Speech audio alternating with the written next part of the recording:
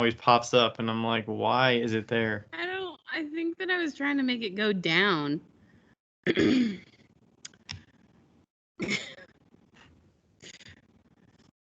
we ready? I think so. Are you ready? I'm ready. Are you ready? Yeah. Isaac, smile.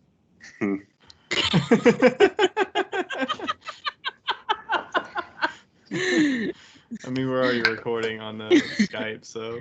Are you ready, Isaac? Let's do it. Let's do it. Okay, hi. Hi, everybody. We have Isaac Shue on the podcast that nobody can see, but we can. Unless you're on the Patreon, you can see it on there. Yeah, unless you're on the Patreon. I honestly don't know what's happening on there because that's Ryan's deal. So anyway, Isaac, hello. Welcome. Thanks, guys. First question, put you on the spot. Do you listen to the podcast on a regular basis? I've listened to every single episode. Have you really? Yeah. Really? Should we do that to interviewees in the future? Does that depend on how well we know them? You should. Of course you should.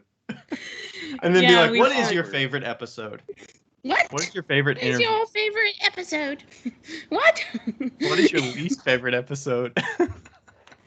Yeah, what was your least favorite episode, Isaac? Honestly, I think episode 1 was probably the hardest because I was so used to the Potter's Cast, and then it was just so like laid back, not tuned like Paul Valaise. So I was like, what is going on? But now it's like I kind of low-key have stopped other podcasts and kind of just listen to this one. So nice. I feel like it's one that I hope people could just listen and like not feel like they know what's coming kind of thing. Oh, for sure. Yeah, I'll just throw it on when I'm throwing. And it's like, I know I have an hour and a half or 2 hours of something to listen to, like, whenever I'm listening. Not every morning. I used to every morning until I caught up with all the episodes, but... Yeah. The one thing I always wonder is if people that have been in the space and they kind of know their way around and know what they're doing, like, are they getting value out of listening? Or is it just more just like company kind of thing? Yeah. For me, who cares? Company, but I mean, yeah, there's some things, like some of the questions that people ask, it's things I've definitely thought of before, just never really cared to ask anybody. So it's kind of cool in that way to see what other people think in the field. But I just do more because I'm such a social person, and now that I'm not at school, for me, it's just having somebody with me, even though there's really nobody there. No, we were going to chat on the phone the other day, and then I forgot. Yeah, I was waiting. I didn't even throw that day because I was just waiting the entire day for a phone call. Becca, you slacker. What can I say? What can I say? Well, it's good. It's good. Okay, tell us about yourself in 2 minutes and your pottery journey. 2 minutes, all right. Isaac Shue. I live in Harper, Kansas.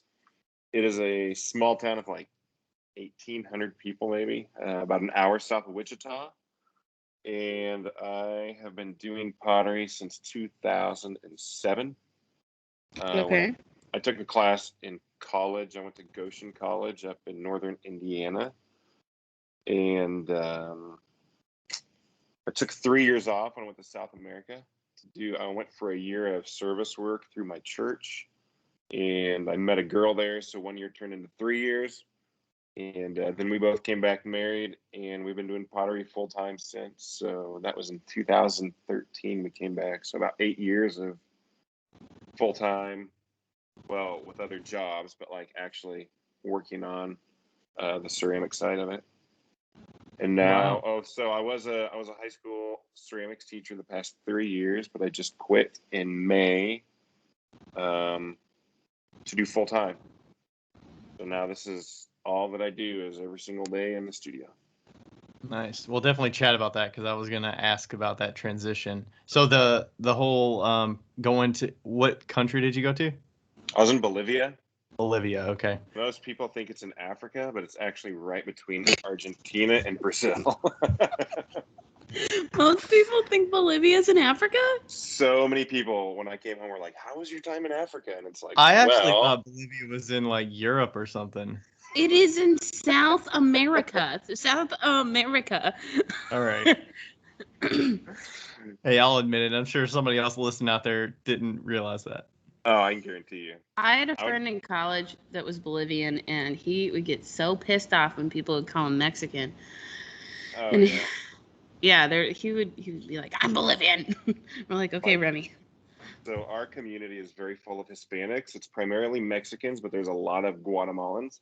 Yeah. So everybody thinks Karina is like a Mexican. Yeah. And Your community, are you saying where you live now? yeah, at our town, we have about 800 Hispanics. Didn't you say the whole town was 18? What is it? 18,000? 18,000? 1800. Oh, 1,800. Yeah, so there's like The whole town is. Dude, I could throw this little football across this entire town. It's so small. Oh my gosh. How big is that compared to Josh's town in Warren? I think. Let me Google it. But you know that I've lived in a town that small in the last like 6 years, right? I didn't realize that Monroe was that small. Is Monroe No, that small? Monroe's 20,000, but then Sultan, where my house was, is 4,000, and then Gold Bar, where I lived before, was about 1,200. Yeah, I guess it depends on. I don't know. I think it's. Are you like next to larger cities, or is it like you're a small town in the middle, and then you've got to go like 30 minutes to another city that's got like a bigger population? That's the difference. Because Yeah, Sultan is probably right next to something that is much bigger, right? Like our closest Walmart is 45 minutes away. Yeah, that would be the same for us. But Warren is 1,240 people. Oh, Wow. nice. So yeah, similar. Okay. Where It was Josh pretty lives. small. Yeah, I it's visited pretty him this tiny. past summer. It's a cool little town though. Yeah, I like Warren a lot. We should also mention that your wife is a total badass. I think we should start that off, obviously. She should probably be the one being interviewed. I'm just the one with the college degree in ceramics, so my name's on it, but she is the boss. Mm-hmm. So what was her like? What was she like skilled in, and like what was her kind of interest in So different things before she kind of found ceramics? Well, she has like her almost equivalent to a master's in child psychology in Bolivia, but none of that will transfer up here. So when she came here, she just lost everything. Wow. But she wanted to do art as a college kid. She wanted to major in art. However, in Bolivia, you were very judged and very like, what's the word? Based on your title of how you like what you are. You're a doctor. You're an engineer. So like artist is like, you don't study art really because then you're basically nobody. So her family actually kind of forced her into doing something else. So she did psychology, which she loved. I mean, she's really good at it. She worked in a daycare, which is where we met, and she worked in a community clinic for AIDS and HIV, working with people and young children. And I mean, she kicked ass at what she was doing, but she's just as good at art. So I think she's just one of those people that's good at everything. Yeah. But yeah, probably. So it's kind of fun for her now that she's here. I mean, she's full-time POTS with me. She's down here maybe 2 hours less than I am daily, just because she's doing the mom duty, taking care of a 4-year-old. But so did you all move back to Indiana, and then how did you get to Kansas? So I was born in the same little town I'm in. Okay. And I went 2 years to Heston College. It's just north of here, about an hour and a half. And then from there, I went to Goshen College, and it's all based on the Mennonite faith, Mennonite church. So I grew up Mennonite. So I went to the two primary colleges that are sponsored, I guess, whatever, by the Mennonite church. And then I just decided to do a year of mission work and moved back to mom and dad's basement because we had no money once we got married. So I literally had a potter's wheel, I had a kiln, and we each had a suitcase of clothes, and we had a laptop, and that was all that we owned to our name. So when we moved back, we used mom and dad's cars. We used their garage for a studio. I went back to college and got my teaching certificate, and she worked as a parrot in the school. So we lived off of like a $7 an hour paycheck and pots in the evenings. We'd do art shows about once a month and just do that. Wow. I didn't know you grew up Mennonite. That's cool. Yeah. So my great grandfather he was the pastor of the church that is in our small town. Huh. So yeah, it's kind of in the blood. Is Mennonite like a Christian? Is it under that kind of umbrella, or I don't know that? Right. Yeah. So it's under like most people hear Mennonite think Amish. So it's like a lot of the same principles of Amishness, but we drive cars. So it's basically under the non-combatant peace churches. Okay. But yeah, very, very Christian denomination. Yeah. Okay. Gotcha. Yeah, that was interesting. Somebody asked a listener question about, they've been curious about your religious imagery in your work. And if you could tell us about that, is that related to just your historical, where you grew up and stuff like that? Well, why is that so funny, Becca? I don't know why Becca's laughing, but that was actually a question somebody asked. Tell him why. Why is it funny, Becca? I want to hear Becca's explanation first. No, you say why. I don't know what you're referencing. I wonder what I've told you in the past that I've got a match now. Yeah, so basically, what's really funny is like being Mennonite is very different from Catholicism. Like we kind of broke away from the Catholic Church, but through like a lot of my art history and that in college, I always kind of was in love with the art of the Catholic Church and Rome and Vatican and those things. So actually the imagery that I use is very Catholic based. It's actually straight from the Catholic Church. But I'm not Catholic. But yeah, I mean, it represents a lot of my faith. But also, so like when I use Jesus in my pots, that represents more my grandfather.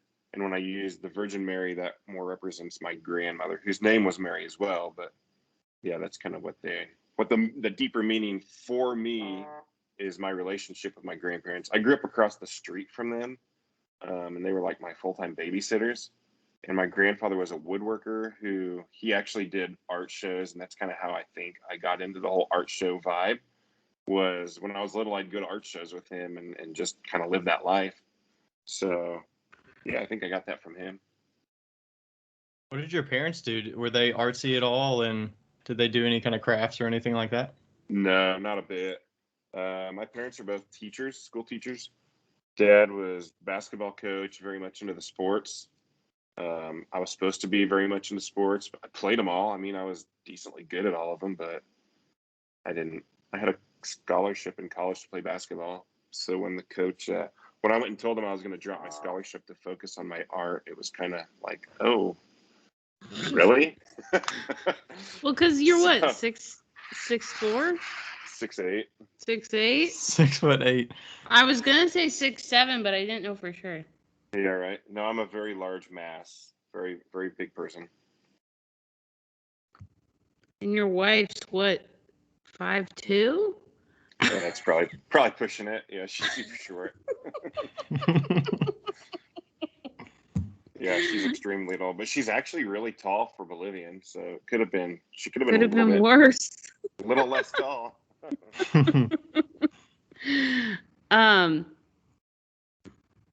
That's cool. So you're kind of like following in your parents. Do your parents still live in Harbor? Yeah, they live about, I don't know, 3/4 of a mile away from us, and literally could see their house if there weren't trees. But yeah, it's all pretty close. That's awesome. Small town living.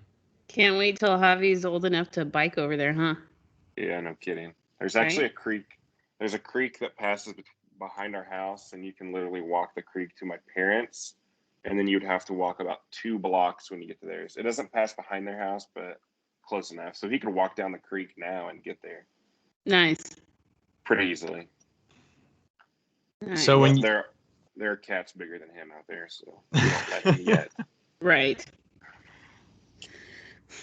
So when you were deciding to do teaching, was that like part of a way to transition to something that you were comfortable with doing because your parents were teachers and you kind of like followed that a little bit, and also the art?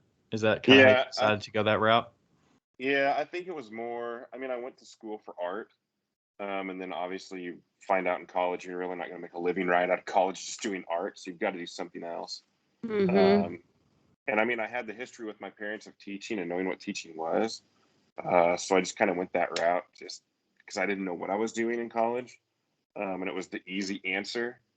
So I did it. I can't say I loved it. I enjoyed it a lot. There's definitely benefits of doing it. I've got a lot of good connections with students and other teachers, but it's not one of those jobs I woke up and I was excited to go to every day. And what You had to level were you drive teaching? far too, I was high school. High school. More Okay. advanced because I was the ceramics teacher. There was 5 art teachers, and I was basically just ceramics. I had a couple art 1, which was freshman, but other than that, it was pretty much just sophomore through senior.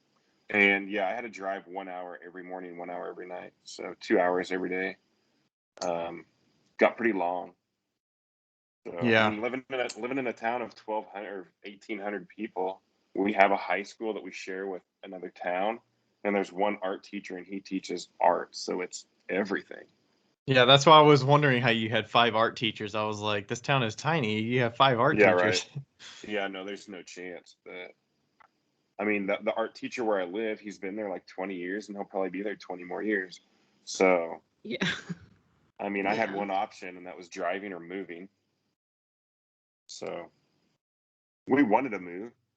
We actually did move in September, but we moved 1 mile out of town. So, didn't go as saved you about 5 minutes, maybe. Less than maybe. that. One step closer, just a bit. Yeah, exactly. Hey, over time, that 1 extra mile saved a lot of gas.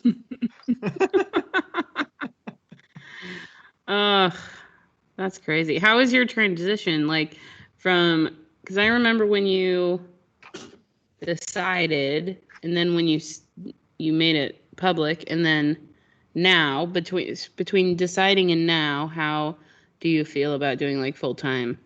Because were you scared at the beginning? Were you like nervous or? Yeah, I honestly haven't felt the whole scared part of it yet. More excited. We've also just been so busy. I don't even have time to really feel one or the other because I'm just focusing on getting ready for a show.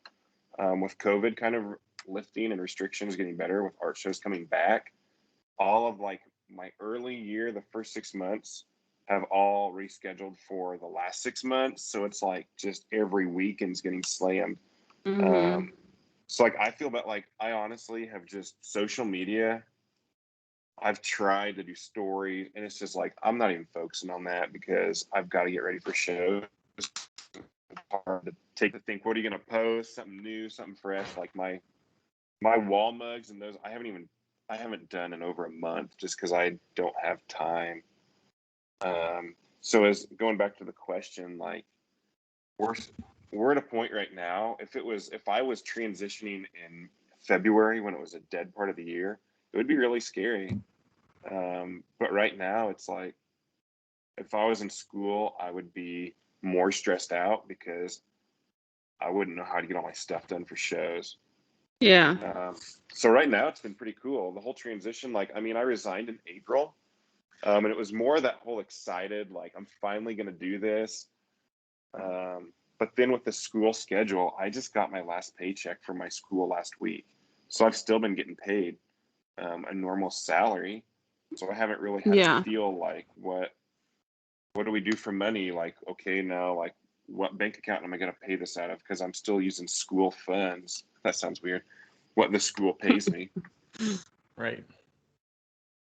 So did did your teaching shift last year? Were you completely working from home and doing teaching remotely, or were you actually going in to do like remote classes and stuff? Right. So we started hybrid, and I was teaching one group of students on Mondays and Thursdays, the other group on Tuesdays and Fridays, and on Wednesday everybody was remote, but I still had to be at school. And that lasted through November, about a week before Thanksgiving. We went full online. And that lasted through Christmas break. We went back into hybrid January 5th. And we were there for the third 9 weeks. And then the fourth 9 weeks was 100% of the population. So it was, I think we literally had 5 or 6 curriculum changes because each time we had to rewrite everything. And it just got to be such a headache, especially with ceramics. Like teaching online ceramics 1 is awful. Hybrid is worse because kids are trying to bring projects back and forth. They break in their backpacks. Like you would honestly think a kid has a really fragile sculpture. They just throw it in their backpack like it's going to survive. Becca's got a little experience with the student with the backpack. Yeah, right. Yeah, she on the 100th episode or 200th. Yeah, it's just funny because you talk to every ceramics teacher in a school or in a studio setting. They all have that story. Like, what are you thinking? Just can I still get a grade on this, Mr. Shue? I'm like, it's a pile of kitty litter. Like, how do you? What do I grade? Becca's like, I don't know if you're just a bad teacher or if you're just a bad student. Kids just have the weirdest minds.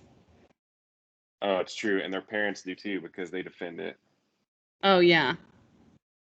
That was the worst part of teaching. So with all those curriculum changes and just shifting what you have to do, and you were already kind of like, teaching's cool, like, it's all right. Did that give you more confidence of like, you know what, I want to give this a true go and actually do the ceramics? Oh, for sure. Like, kind of looking into the future, I mean, I was sure they would be back this year full time, which they are. The school I'm at, I've heard they're actually getting ready to consider fully masking up. I don't think they'll ever go hybrid or online again. But even just the fight with masks with students, like it's enough of a headache that honestly, I didn't want to go that route again. And it had a lot to do with my decision of quitting. But it also just came at a really good time where it wasn't a hard decision, like economically, to have to make. Like, okay, we're going to have to change our eating style to rice and beans now because that's all we can afford. Like, we were in a place where we knew we could do it, and COVID was just like the extra bonus. Like, yeah, just do it. Yeah. At least you save on a lot of gas. That's oh, no kidding. That's a straightforward expense savings there. Yeah. Like, I have a hybrid car, and I still spent so much money in gas. Jeez. Do you drive a Prius? No, I drive a Ford. I don't think he could fit in a Prius. Yeah. I actually tried to get one, but we got a Fusion hybrid. It's actually electric if you plug it in. So I get 17 miles every charge. So living in Harper, I drive for free. Oh, that's nice. I filled up with gas one time since July. Like July 4th weekend. That's awesome. Yeah, so that's saved a ton of money. But we're looking at getting a pickup, so that will just drink the gas, especially pulling a trailer to shows. It's like 8 miles a gallon. Mm-hmm. Yes, it is. Yeah, you were mentioning shows. Had you been doing art shows for a while? Yeah, we've always done art shows. And where do you have to travel for those? Not huge ones, just kind of the Wichita area. Like, we haven't done, so we're doing one September 4th, Labor Day weekend up in Salina, Kansas. It's called Smoky Hills River Festival. It's like Zapplication, everybody, there's 300 people or vendors from all over the country. It's like the first big one that we've ever really done. We've just done a lot of like small, like we did our county fair last week. It was a 3-day show. And we've done a lot of those kind of deals, which is, I never would have thought a county fair would sell much pots, but it's It's our highest grossing outside of like Christmas. Wow. Are you Yeah, I willing wouldn't to have- tell us? I Are wouldn't you have willing to thought tell that us either. that number? You don't have to. We did 5,000. Hell yeah! How much does it cost for like a county fair sort of thing? Is that like 40 $500 bucks? $40. $40 for 3 days? Whoa. Oh yeah, dude, it's Okay. like Tupperware lady and Oh, okay. I Yeah, I mean, would've thought it'd be more it's than that. county fair. Like it's nothing. Like there's some huge county fairs. Ours is definitely like just Was it indoor or outdoor? it's in a barn. Okay. So So you were it's- shielded. You didn't have to deal with the elements, really. Yeah, right, yeah. That But I mean, makes the it nicer. The elements in Kansas are 100-degree sun, so I was in shade, but I was in a building in 100-degree weather, so it like drained you pretty hardcore. Yeah. But yeah, so we've done a lot of shows like that. So, but I mean, in Kansas, there's just not a lot of big art shows. There's one in Wichita. There's one in Kansas City. Other than that, I mean, I'm traveling to Denver or Oklahoma City has some. Tulsa. Yeah. So, What's your, because I get like, what's a comfortable radius for you? Like 4 hours or something like that? When I was teaching, yeah, because I mean, it was basically just a Saturday, Sunday show. But now, like, we have plans to go all over. Like, if I could find a show in Florida, we'll go do a show in Florida. He wanted to do So- your backyard craft show. He Oh, I did? gave Becca crap. I told her, I was like, I'm going to show up at Ryan's. Think he'll let me in with a trailer if I just show up? So you'll set up in the front yard. Yeah, right. So I don't know. I mean, our plans are with COVID, it's hard with it coming back, like what to do. But yeah, eventually we'll travel and go anywhere and write it off for a vacation for travel expenses. So Yeah. You only got one kid. Just shove him in the back. that's what we did. We took him to DC this summer. We traveled the whole way around, and he's cool. He loves traveling. He loves the car, Yeah. so it works pretty good. That's great. Yeah, I loved riding on road trips when I was a kid, and as long as I got like some movies or something, or I would had this Oh, like yeah. console TV, and I would like hook up my PlayStation to it or whatever, and like play games on this little like 7-inch TV. For sure. Makes trips a Alright. Becca's like, lot "What better. is this?" Like TV in the car. When It we was were like an old school bucket seats, and we had this console thing that would fit in between the seats, and it had a VCR in the center of it, that's crazy. That's and then like it had a TV on it. that's like high class. It wasn't built in. It was like we bought it separate, or my parents bought it Yeah, separate, yeah. and then you like install it. Oh Was my it the God. old school, like full-size family vans? It was a Ford Windstar. Oh, wow. We had yeah, we nice. had an Astro, An Astro. I think. Yeah. I think I we have a- might have had one of those back in the day. Jesse Woodworth, Riverwood Pottery. Mhm. Like, I think you know him. I don't know if Ryan knows him. I have one of his cups. He just bought a Ford Astro or whatever. Is it Ford? Chevy Anyways, Astro. Chevy. Yeah, he just bought one of those big Astros. It's awesome. Dude, they're the best. I had one and I used it for shows. One of my friends' boyfriends had it and it died on him and he just gave it to me. He just like he was like, just No tow way. it. He was like, just tow it. And so I towed it and fixed it for like $1,200 and got an Astro in it. And it was Is that the one that you built out and everything that you got No. rid of before you left? Oh, that was before that. Yeah, it was before that. And it was like my, my show mobile for like 2 years, 3 years. It was great. And then I gave it to somebody and it fucking died. I gave it to Just like, at the right point. Yeah, I like gave it to one of the other artists and it just died. Like something happened with the oil or something and it just bye. So they had to scrap it. What do you use, Ryan, when you go to a show? Do you have a truck? No, I have a Nissan Rogue. I'm actually in the market. Becca and I and Rachel were talking No about this way. on our trip. We were trying to figure out what my next vehicle should be. So those like Mercedes, like minivans that are like tanks. Yeah. I'm not I good. want to buy one of those. And there's one for sale on the corner of some little strip mall up in Wichita. It's like $23,000 for a used one, like 100,000 miles. I'm like, what? But I think It's a those would Mercedes. be They'll go awesome. forever. Oh yeah, Yeah, for man. sure. Yeah, I was doing online searches for Ford Transits or the Ford Transit Connect ones, the smaller versions. Uh-huh.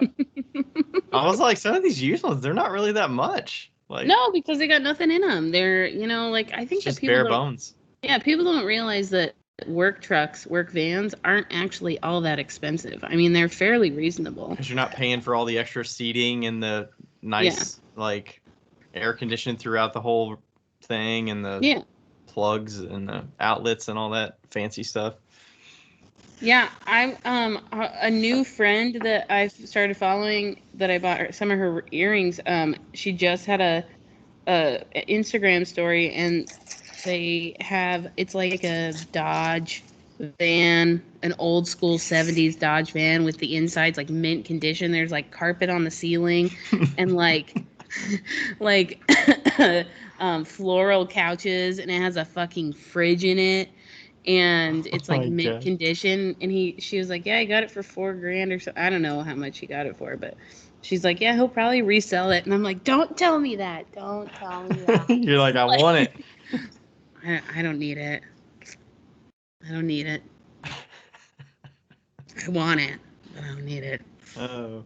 All right. Speaking of building stuff, you just built a studio. When were you? I was curious, like, how long were you thinking about that, and then like, how long did it actually like take you all to do that? Wait, like, do you mean the gallery? The studio gallery. Yeah, I guess it's a gallery. I thought there was a studio attached to it, but it's just a gallery. Right. So we didn't really build it. It was so when we bought this house, we bought it in September, and it had a detached garage out, I don't know, 20 feet away. And it's where the guy who used to clean his fish, he was a fisherman, so he'd clean his fish, he'd keep his mower in there, and it was just this gross little 28 by 20 shack. And so when we bought that, the full basement of the house was like a perfect studio. So we decided we could make our work there. And our biggest problem in our old house was people would always want to come over and buy pots, but so you would like pull out boxes, dust the spiders off, put them out on the table, and it just looked horrible. So we wanted a place that we could like permanently display them. That way, when people would knock on the door, like one, they don't have to walk through your house, and two, I didn't have to worry about cleaning everything up and making it look nice. So we thought, hey, let's just take that little shop out there. We'll clean it up, fix it up, and make that like a place. And then slowly, I mean, so we live in a town like 1,800. There's a small town next to us with about 2,400. That's what we share the high school with. And between those two towns, there's like, I don't know, 5 or 6 like super good artists who do different crafts and do different shows. And there's not a really good place to show them at. Some Wichita galleries like pick us up and take their stuff there. But it's also expensive. They do the 40-50%. You got to ship it or deliver it. Yeah, you got to deliver and everything, and it gets to be a hassle. So when we did this, I mean, we didn't have any real intention other than a place to show our own stuff. But slowly, it's just turned into this like, hey, we're gonna put some. My buddy makes charcuterie boards and spoons, so we have his stuff in there. Another buddy of mine I went to school with, he does printmaking, and he travels all over doing shows, so we have his prints in there. A distant cousin of mine makes handmade goat milk, soap, and lotion, and everything. So we have her goat products in there. My uncle out in Ohio, he carves spoons like with a pocket knife. So we've got a lot of his spoons in there, and it's just slowly turned into this like community gallery space, a place to house their stuff, so they don't have to have people knocking on their doors. And I just charge 25% and let them have it there, which is kind of cool. So I mean, we don't make much money off of that at all. Like my point is not to make money off of my friends, but it helps. Like I'll get the random knocks on the door, whatever that they would have got. So I'll get $3 if we sell one of their spoons or something. Yeah, so it's been pretty cool.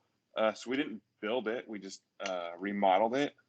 It was actually knocked out by a tornado 15 years ago, so it's kind of a fresh building. It was just nice. It was just a different building, so it's decently new. And actually, the gallery has a full basement in it, which is we use for our mower and storage and things like that.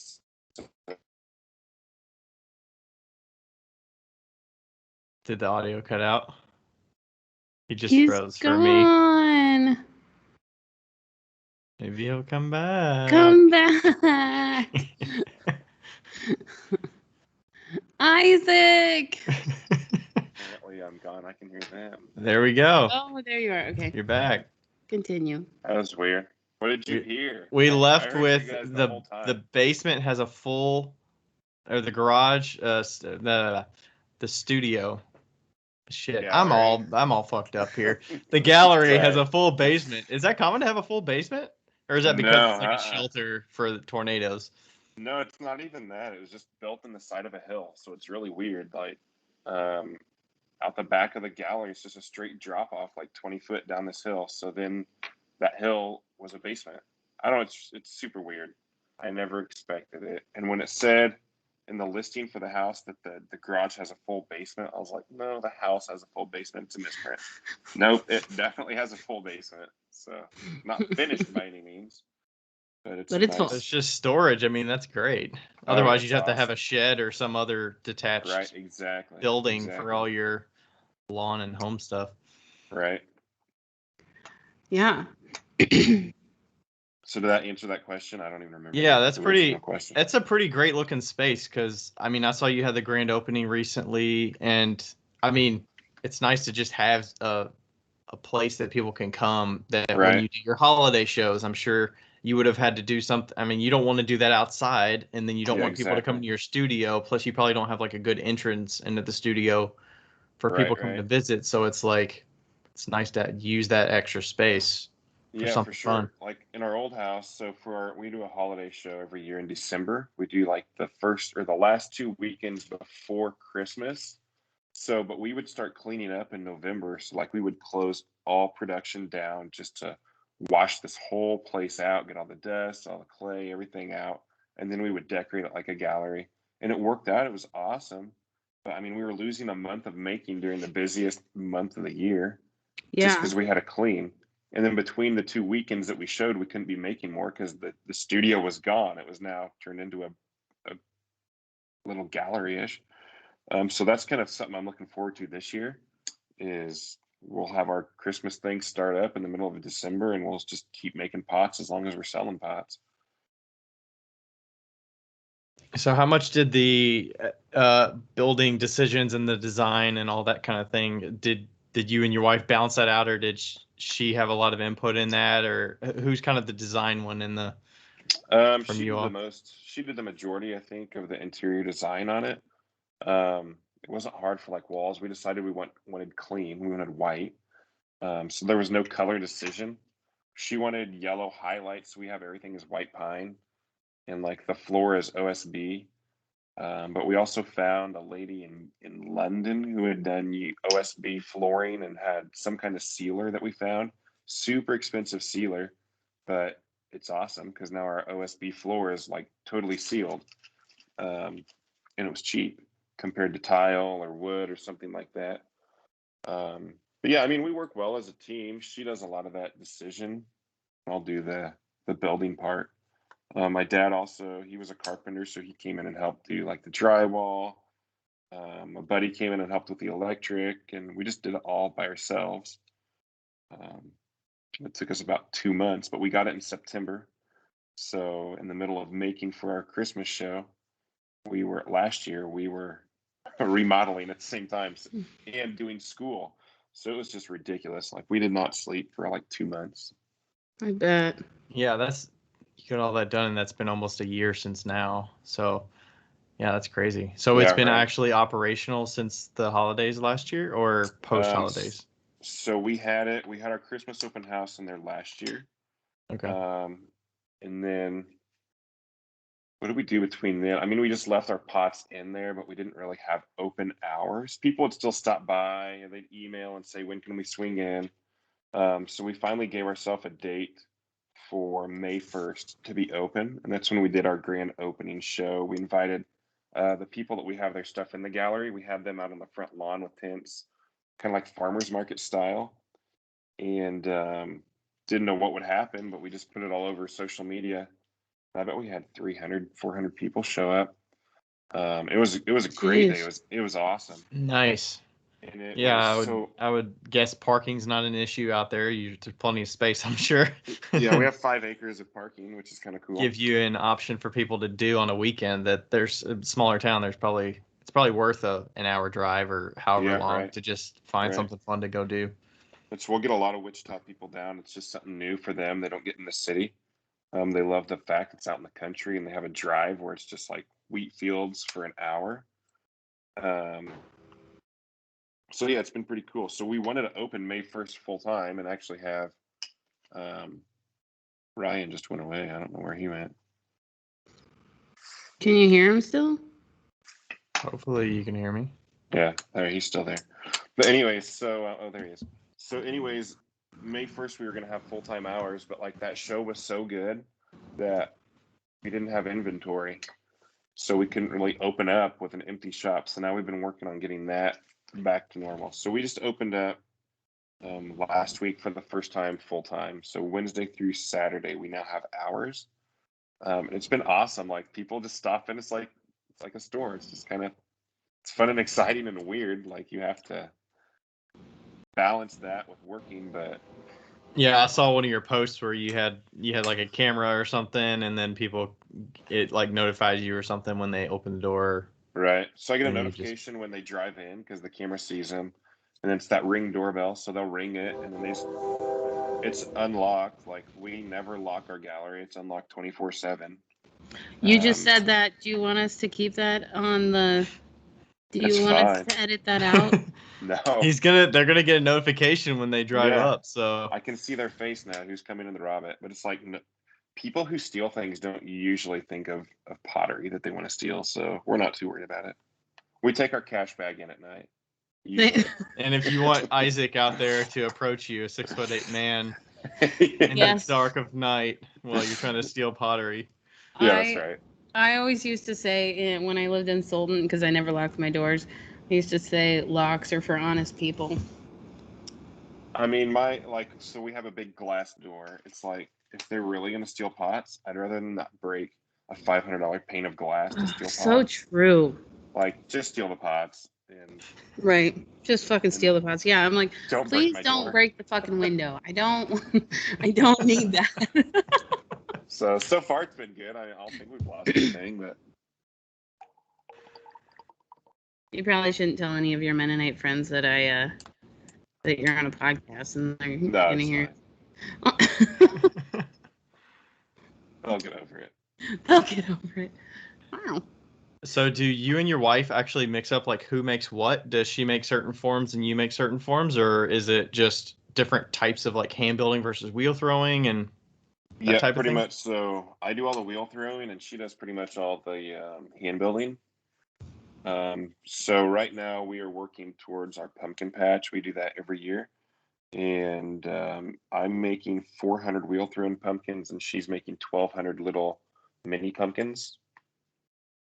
For cool.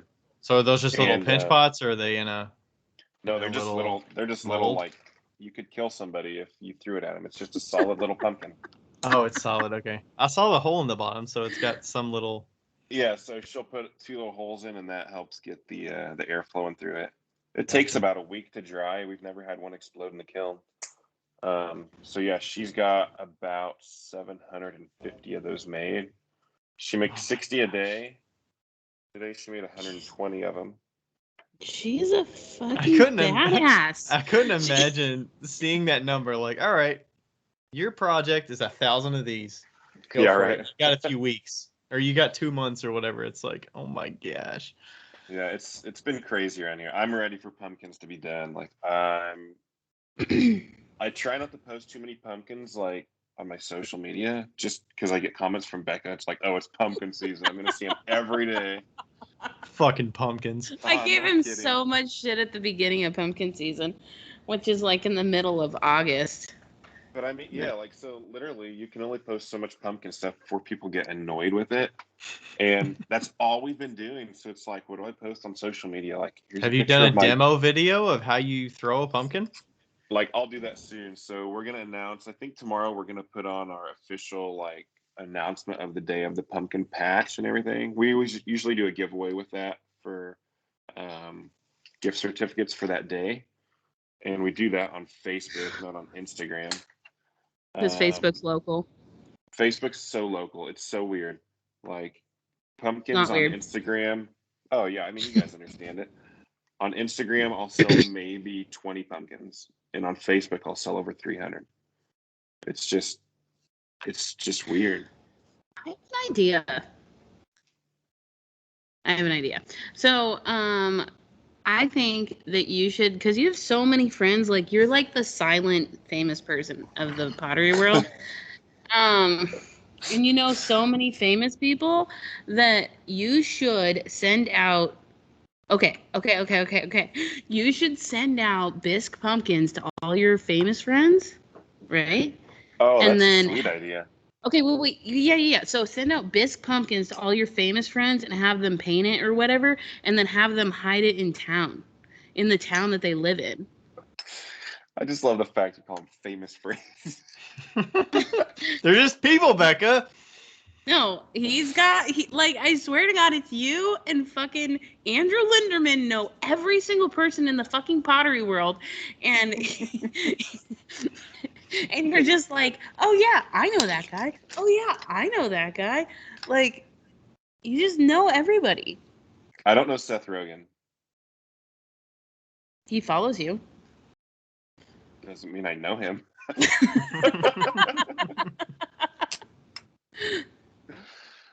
No, that's actually a really cool idea. Like, it would be cool to do a show of just pumpkins that other like me and Tony Young are pretty close, and I've talked about throwing a few pumpkins his way to have him do his stuff on. Yeah. But yeah, I mean, so that's like the artsy stuff on Instagram is gonna go, but like just taking a pumpkin, dipping it in orange glaze on Instagram's too basic. Or like my following is not looking for that. Yeah. So I mean, there's that following on there. It's just somebody who is usually going to be like like Is for it because example, the price point is what's attractive to them versus I think it's more just what, I don't know. Like, so my average pumpkin's $50, but it's also like the size of a large cantaloupe. Okay. And I have them from $15 to $150. And the Okay. $150 pumpkin is like a large watermelon with a gold stem. Like it should be probably $500 anywhere else, like if it was like in New York City. But where I'm at, okay, so my dad's first cousin is a potter. He's been a potter his whole life. He digs his clay from the earth, like, and he lives in the backwoods of Kansas. Like his town has like 30 people. Yeah. And when I started doing this, he told me, he's like, you live in South Central Kansas, never make pots that your hometown people cannot afford. Because if you put yourself in a place that it's saying you're better than they are, always make sure that you have an inventory that your people can afford.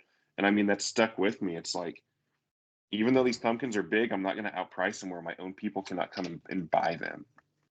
Now, the thing that sucks for them, for people who aren't here, to ship one of those pumpkins, the shipping's as much as the pumpkin is. Yeah. So your $50 pumpkin is now turning into a $75 pumpkin that most people don't want to pay for because it's one pumpkin. But yeah, I don't know. There's definitely the people on Instagram who would be in that market. It's just not where I'm at the other 11 months of the year. Yeah. I think that you bring up a good point about, I think that I personally feel like that is the biggest like argument point of a lot of potters. Like, your stuff is too cheap, and everybody that lives in a small town is like, yeah, but my neighbor can't buy it. Right. You know, exactly. And I don't know if you don't live in a small town, you don't get it. You know, yeah, because I can't relate to that as much, but that sounds just like what I've heard from Becca with her pricing scheme when she was you just Monroe. Like don't get, like, it doesn't make any sense, because it's like, my neighbor Jimmy, like, buys PBR, and he, like, you know, he drives an old Chevy truck that he has to warm up for 45 minutes in the morning. He's not gonna he's not gonna buy a $50 mug. He's gonna buy a $25 mug, you know? Yeah, exactly. And that's gonna be a fucking stretch too. That $25 is gonna be, for sure. It's gonna be a stretch. And so, and I think that and when your business is so based in your community, like, a lot of people are like, oh, I can just sell online, but you clearly have two completely separate clienteles, you know? Oh, very much so. Yeah. And I think that you especially have done a really good job with that. I don't know if people realize that you, like, the people on Instagram don't even realize that you do basic bitch mugs. Yeah, for you know? sure. And like, I'll throw one on and I'll get 85 likes. Yeah. But I'll throw that exact same picture on my Facebook and get 250. Yeah. But Yeah, if I put a wall mug on Instagram, I'll get 250, and I'll put a wall mug on Facebook, and it's crickets. Like, I mean, 10 likes. Like, local people just don't like that stuff. Some do. Don't get me wrong. I mean, I sell a wall mug every now and then here when we go to a farmer's market, but it's putting the two separate clientele. It's very, very blatantly different. obvious. Yeah, exactly. Yeah. And do you get a different kind of balance of, like, satisfaction selling to somebody in person if it's like a basic bitch mug versus like selling a wall mug to somebody online? Like, what? Oh yeah, to me it's all the same. Like, for me, especially now, it's putting money, it's in the bank, it's putting food in front of my kid. So for me, like, I'm gonna go where the money is for me at this point, and that's like, should I be doing a load of wall mugs right now so I can keep my dream? I probably should. But at the same time, this pumpkin patch gives us the money that we need for September. In October, I'll focus on my wall mugs and stuff. And then November and December will be Christmas, my basic line, like our tableware. Just because that's going to be who's coming to look for stuff come Christmas. Yeah. So yeah, as for me, like, making a wall mug is what I need artistically to be creative. But like, my priority, my main love of ceramics is throwing on the wheel. So I'll wake up and make 32 mugs like it's a good day. Where if it's a day where I've got to sit down with 12 wall mugs and paint on them for 12 hours, it's life-giving because I'm being creative. But at the same time, it's like, man, I'd rather just be over at that wheel throwing. I hear you. We both hear you. Oh, for sure. For sure. Yeah, I think if I had to just make the carved Sgraffito mugs, and those are simple compared to what you're making, like, I just got to have underglaze and carve it. Like, that's nothing compared to the decoration that you're doing on yours and all the decals and the different techniques that you're doing. It's like, right. Yeah. But it's the fast pace. Like, I love production. Like, it's just extremely satisfying to me to be able to get the muscle memory of just doing a mug, taking it off, doing a mug, taking it out. Like, that for me is more fun and practice than it is to find a new style that people are going to love all over the internet. Like, it's more life-giving. Mm-hmm. totally. Agree. Yeah, so you were doing some, I don't know if they were wholesale orders for different places, were you doing some for like coffee shops with some decals, and I saw you had some Kansas ones maybe with like a icon, and it's like just the glaze and it's like waxed. So we have another line that I don't do too much. We call our advertisement line. So a lot of companies will buy like a load of 40 mugs with their decal on their logo. So my good friend who I grew up with since, I was super little, he just opened a donut shop in town, and they ordered 40 mugs with their logo on. So now anybody who goes in to drink coffee, like, that's what they actually use to serve their coffee. So yeah, and then a bakery in a town close by saw that, and so they ordered mugs. Now a bakery in Kansas City saw their post, and they've ordered mugs. So like, we use a lot of white glaze because we'll make a basic mug, dip it in white, throw a decal on, and put it out the door. I should have charged you for that. For that white glaze? Yeah, you should have. I mix about a 5-gallon bucket a week. Jeez. It's crazy. So do you, one thing I was curious about, how are you, well, one question, when you're selling those to like a donut shop that is using them, are they buying it at, they're not buying it at wholesale price necessarily. Is it like a discounted bulk price, or how does that work? I'm really bad about that. Like it's my buddy. I was like, I'll just give it to you for cheap. So I mean, I gave him a discount, and then like the exact same week, a bakery in Kansas City asked me what the price is, and so I marked it up because it's like, well, you're in Kansas City. Like I gave him the original price. I didn't offer him my. So it's a discount. retail price of the mug with a Right, so decal. It's not just like a discounted like regular mug price. It's just Right. if you had to put the decal on it and everything, it's like a $35 mug, for instance. Yeah. So I get my basic mug is $20. Just my mug dipped in glaze and get out the door is $20. If I throw a decal on it, it's 25. And then some people want like, for example, the donut on the front and then their logo on the back. So every extra decal I add is $3. So then that would be $28 mug. If it's a large order, like for the donut shop, I give them 20% off. So basically their $25 mug turned into $20 mug, which is just my basic mug fee. So I did the decal for them for free. So yeah, that's my price. That's my price point. Because I kind of feel a little iffy when I'm like I would like to reach out to more coffee shops and stuff, but I feel like it's such a high price tag when they've got to buy so many that I'm like, I kind of feel bad charging them retail for something that they're not going to resell. Right. Because I'm like, oh, like it's a big hit for them to spend $400 on mugs or whatever. It's like, yeah, but I mean, they need write-offs as well. I mean, it's getting written off at the end of the year. Yeah, that's true, I guess. Yeah. So also, it's definitely supply for them. Also, nobody message us and tell us that he's selling his mugs for too cheap. Please, I beg of you. Message me, and I'll give you a story about it. Yeah.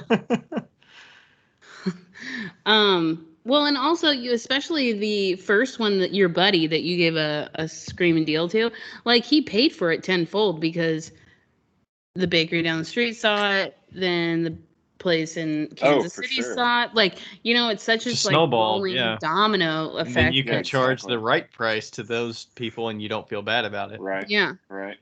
And then, I mean, there's other instances, like, so if a church, like, contacts me, I just give them a 20% discount, because I'm like, I mean, you're doing something good. Like, I'll help you out, whatever.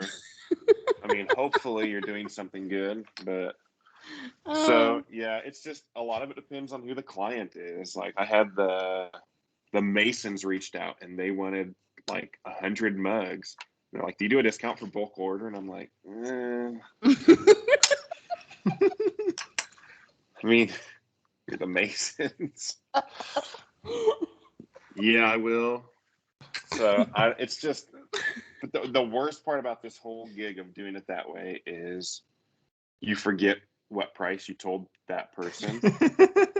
Like, if you're gonna do that, do you have a paper trail? Down. No, I've got to write my prices down because it's awful. Yeah, you gotta just get a note and be like, the Freemasons, this amount. Yeah. So, I used to do that all the time. Like, I would tell somebody a price and then I'd completely forget it. And then I'd, you know, be with a, be with a, like a client or whatever and be like, what price did I give you that for? All the Yeah. Yeah, I started getting some orders for like shot glasses, and you know, some of them are, hey, I just want 10. You know, how do I get these? And I'll just charge them full price and, you know, no bulk discount. But if they ask and they're like, I want 30, is there any discount for getting 30? So I'll like knock $1 off each or something. So it's like in the end game, it's like, you know, it's $30 less or $20 less or whatever. So it's like, it's whatever, you know, depending on the person, I can adjust it if they're asking for it. If they're willing to ask for it, then I mean, I'm willing to, you know, if I could sell them at a show and give them a discount, why can't I sell it to somebody that's going to buy a bunch of them, you know? Yeah, exactly. I've actually asked a whole lot of different potters their take on like discounts and stuff for bulk. And the primary one is, well, if they ask, I'll give them 10%. But everybody says you should actually charge more for bulk orders because they want them to look identical, and making handmade things look identical takes more time, and they just need to understand that. But I mean, obviously you can't do that. I mean, it's not going to fly very well. It's so hard to explain it too. It's like, no, it's not easier to make 100. Oh, for sure. I mean, it's the exact amount of time for me to do.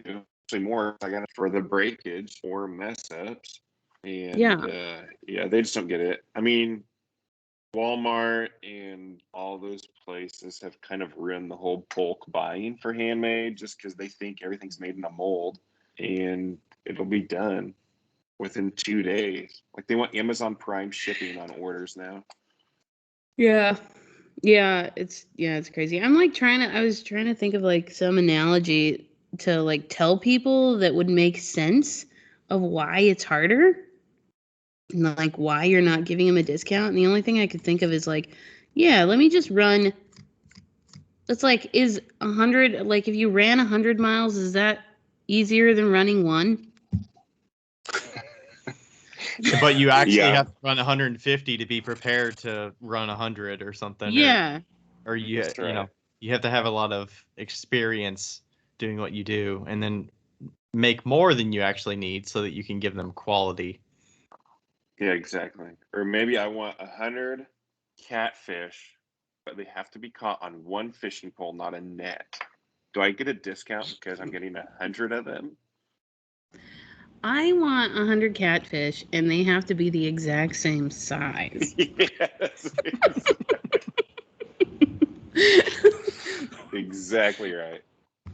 Can I get a discount for that? Yep, you can. Oh, man. Oh, God. Talk to us about your decals. Talk to us about the printer and all that shit. So what was it? I would get like back when I was first starting, people would be like, hey, can you make a mug with my kid's name on it? Okay. So I would carve it in, kind of sgraffito it, whatever. My dad's cousin I talked about earlier, who told me the advice of keeping your price for your local people. He does that same style, but he buys the rubber stamps like for ink pads, but he buys them without the backing. And then he'll take those and he'll hand push those stamps in. Then he'll rework the mug so it's circular. He'll fill that with a cobalt stain, and then do everything in clear glaze. So it comes out a very speckled stoneware with a blue decal logo on the inside. It's pretty cool. I didn't want to copy his style because we live 2 hours away. And then I started seeing the decals like Justin Rosshank that he did. And I figured out the iron HV LaserJet decals. So I did those for a while, but you only get one color to work with the whole sepia tone stuff. And one of the big companies in town, they wanted an order of 30 mugs, but their logo was black and red, and they did not want sepia tone. So I went like looking for different ideas and came across my buddy Jesse, the Riverwood Potter. He did some, but he had a lady in South Africa screen printing decals, and he was using them, and I didn't want to go that route. And I finally found Enduring Images in Colorado that has the printer, and they pointed me towards Mariko Patterson in Nova Scotia. So she printed that first load for me, and got them. They worked great. So I looked obviously at the price of one of those printers and kind of chuckled and said, "Nah, just kidding. I'll keep getting them from Mariko." So I would order from Mariko often, and it was $25 a sheet, plus shipping, and that would add up pretty quick. Plus, what sucked is like, so for example, we would do a load of 30. She would send me 30, and I would tear one. It's like, oh great, I have to order again. I have to wait. It took like 2 weeks to get through customs, and it was just getting to be a hassle. So I was in Sika in Minneapolis, walking through the exhibition hall, exhibitors hall, And just out of the corner of my eye, I saw the Enduring Images banner, and I was like, "Oh, that's that company." So I went over to talk to him, and happened to actually walk away from that conversation owning a printer, which was not part of my Inseca spending budget or any budget at all. And it was crazy, but it's been honestly that thing has changed our lives completely. Like we'll custom print for people and ship them out. I put those on those advertisement mugs, and I mean, literally, I checked the other day. I've printed over 600 pages, and if you do times $25 from Mariko, it's paid itself off multiple times just in that way. And that printer is basically why my wall mugs became into existence, because when COVID hit, nobody was ordering those advertisement mugs. So this thing became a paperweight. And so we started talking like, what can we do to make a mug where I can still use this color decal printer and not make it look cheesy? Like just make a mug and throw a quilt on it. Like it works, but not really what I wanted to go for. And that's actually how those came about. And then people COVID's not over, but it's kind of over. So it's been crazy how many of those advertisement mugs we've been selling. And yeah, it's an expensive piece of machinery, but if you use it, it pays itself off quick. If that makes sense. Like obviously if you use it, it's going to pay itself off. But well, yeah, especially like let's say you sold, let's say like for the advertisement mugs, the basic mugs that you're selling, and you're getting $5 per decal, and then $3 for any extras. But let's just say you're doing one decal per mug, and you can get 30 decals on a sheet. I mean, you're already at $150 a page, right? Right. And then 150 times what? We'll say 400 of those, or what? Decal mugs? Probably 400? Something like that, yeah. So you're at 150 times 400. That's $60,000. Yeah, exactly. That the printer has literally made for you. And that's just that was just the $5 for the decal. That's not even the mug. And that's just doing the advertisement. But I'm like, just today I printed off 14 sheets at $25 a piece to ship to people. Yeah, exactly. And so it's do we tell people that if they need color decal papers to come to you? Yeah, they can. Or do you want the business?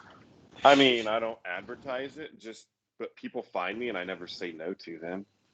So, I mean, I'm fine with it, but I don't want to turn into Elin Pottery that's all I do is print decals. Right. Yeah. I mean, yeah, she has an awesome business. I've talked with her a lot with the printer, just because we have the same one, and it's awesome. I mean, what she's doing, she's flying through those pages so fast. It's amazing. I bet, yeah. But yeah, well, and that's exactly why she bought it, to do that. Oh, for sure, for sure. Yeah. And she has the employee base; she can do that and be successful, and it's working awesome for her. That's just not where I want to be. Yeah. Do you do all the graphic work for it and all that, or does your wife have the skill set and know the Photoshop? You do all of it. Okay. Yeah. So and that's the thing that people don't understand is like, hey, if I'm going to send you this, can you print it and ship it to me today? Yeah. In reality, I can. But every piece has to be touched up because it's all CMYK and everything on the computer is RGB. So you have to, it's going to print in a color you can't see. And it won't print exact 100% colors like turquoise, lime green, magenta, bright purple. So you've got to learn like how I've got to make it look on the screen. So anything that's bright red on my screen is a fluorescent pink. Every black, you have to put a black filter on top to make it a true black. Otherwise it comes out a dark grayish brown. So it's just learning all the different colors and what you have to do to them. And then you print it and it's fine, but it's not like it takes forever for the printer to heat up. But then you have the laminating process. You've got to turn the laminator on, let it heat up for 30 minutes to an hour, and run those through. So it turns into a process So this morning, literally for 3 hours, I was editing pictures and printing out decals. Is there like a physical thing that you could put over top of your screen so it like filters it a certain way so that you could see what it's actually going to look like based on the like color changing? I'm sure they're working on something. I think what a lot of people do is they'll print out a whole lot of color, like what are they called? Like paint chips, different color chips. Fire those onto tiles, and you can have them laid out for what it is. So you can look at on your screen and you can see exactly how it prints. So I've been printing for a guy in Philadelphia, Tony Romero. I don't know if you guys have heard of him. And that's what he did. Is he sent me a big old paint chip. We printed that out. He fired it on a huge piece of white tile. And so now what he can do is he can check on the tile what it's going to be on the screen. He does all the editing. So he sends it to me and it's ready to print. That's nice. Shoot it through and it's awesome. But then the thing for them is they know exactly how it's going to look, because most people will send me a logo and the red's not going to be the exact same red like the Pizza Hut logo red. It'll get super close, but if you need it exact, like a turquoise, it's hard to really pull that off. Yeah. Yeah. That sucks. Don't send your shit to Isaac. Not your shit, just your decals. Unless it's like simple, like black and white. I don't know. I would assume that's why you're doing decals, so they're not simple. Yeah, exactly. The worst is like when people send you pictures of humans, like a loved one that died, and they want to put it like on a pot or a mug. Like matching those skin colors is difficult. But yeah, because it's not sharp edges like a logo. You just got to fill a whole section in one color, one solid color. But with that, it's like, it's too bad. It's too bad there's no like algorithm, like some sort of like math equation that you could So it's not a straight conversion from like CMYK to RGB, and like that's what I thought, like a filter thing that you like there's certain things that some people have put over their screens so like it changes it. Well, you can change like brightness and stuff, so you can see what it actually looks like. Right. Yes. So correct me if I'm wrong, but you can change, like in Photoshop or Illustrator or whatever, you pull in a file and you can change that to CMYK. But the problem is that some of the colors on CMYK, because they're blocked out, they're not going to transfer over. Right. But the other thing that you have to remember, it's not just the RGB to CMYK. It's what will actually print, because it's printing in that ceramic glaze. Yeah. With the 4 cartridges of ceramic, like underglaze material. It's like a really fine powder. So even if it matches up, those powders, some colors are just impossible to make by mixing those. And then when they fire and they mix with the white glaze behind it and the flux sheet on top, it changes out a little bit as well. Yeah. So like looking at the screen, you have the white light coming through, where on a mug you have nothing coming through with a light. So it's a bitch to figure out. But that does seem like a bitch. Yeah, I guess that's why it's nice that Leanne can come up with designs, know exactly what they're going to look like, and copy 25 copies, print. Yeah. Right. I mean, that's exactly right. So she'd have those and they just order them and she knows they're done. Yeah.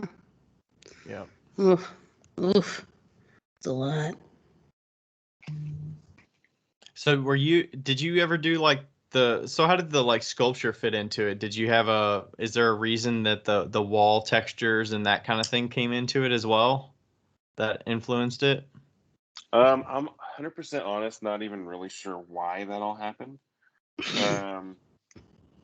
Like I didn't set out saying I want to make old walls. Like it just, and like signage and stuff like that.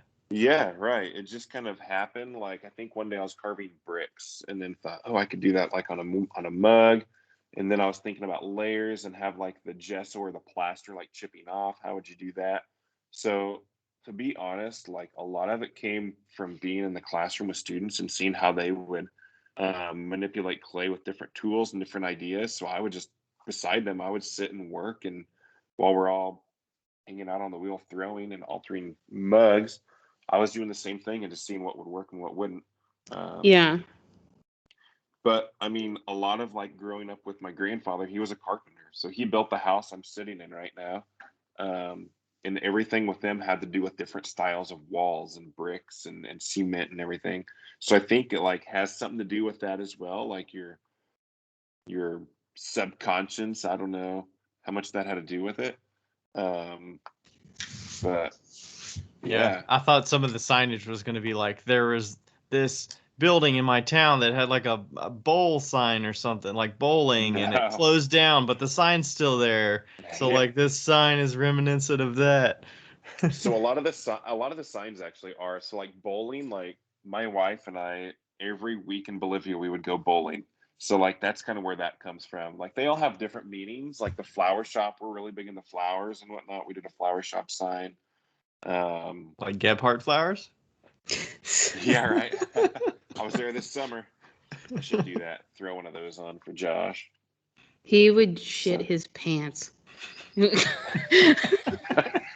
That'd be awesome. Still gotta make a dancing sandwich one. Yeah, the dancing sandwich. That's because why am I getting a dancing sandwich mug, Isaac? Because you are a nice person. Because you paid me a prepaid order. Because you gave me your glaze recipes, Becca. That's right. That I'm still trying to figure out. Actually, I haven't tried at all. I'm going to restart it pretty soon. Yeah, I need to just come down there for a week and have a moment of glaze workshop with you and your wife. Right. I've also decided that everything that I've done in the past in pottery has just been lucky.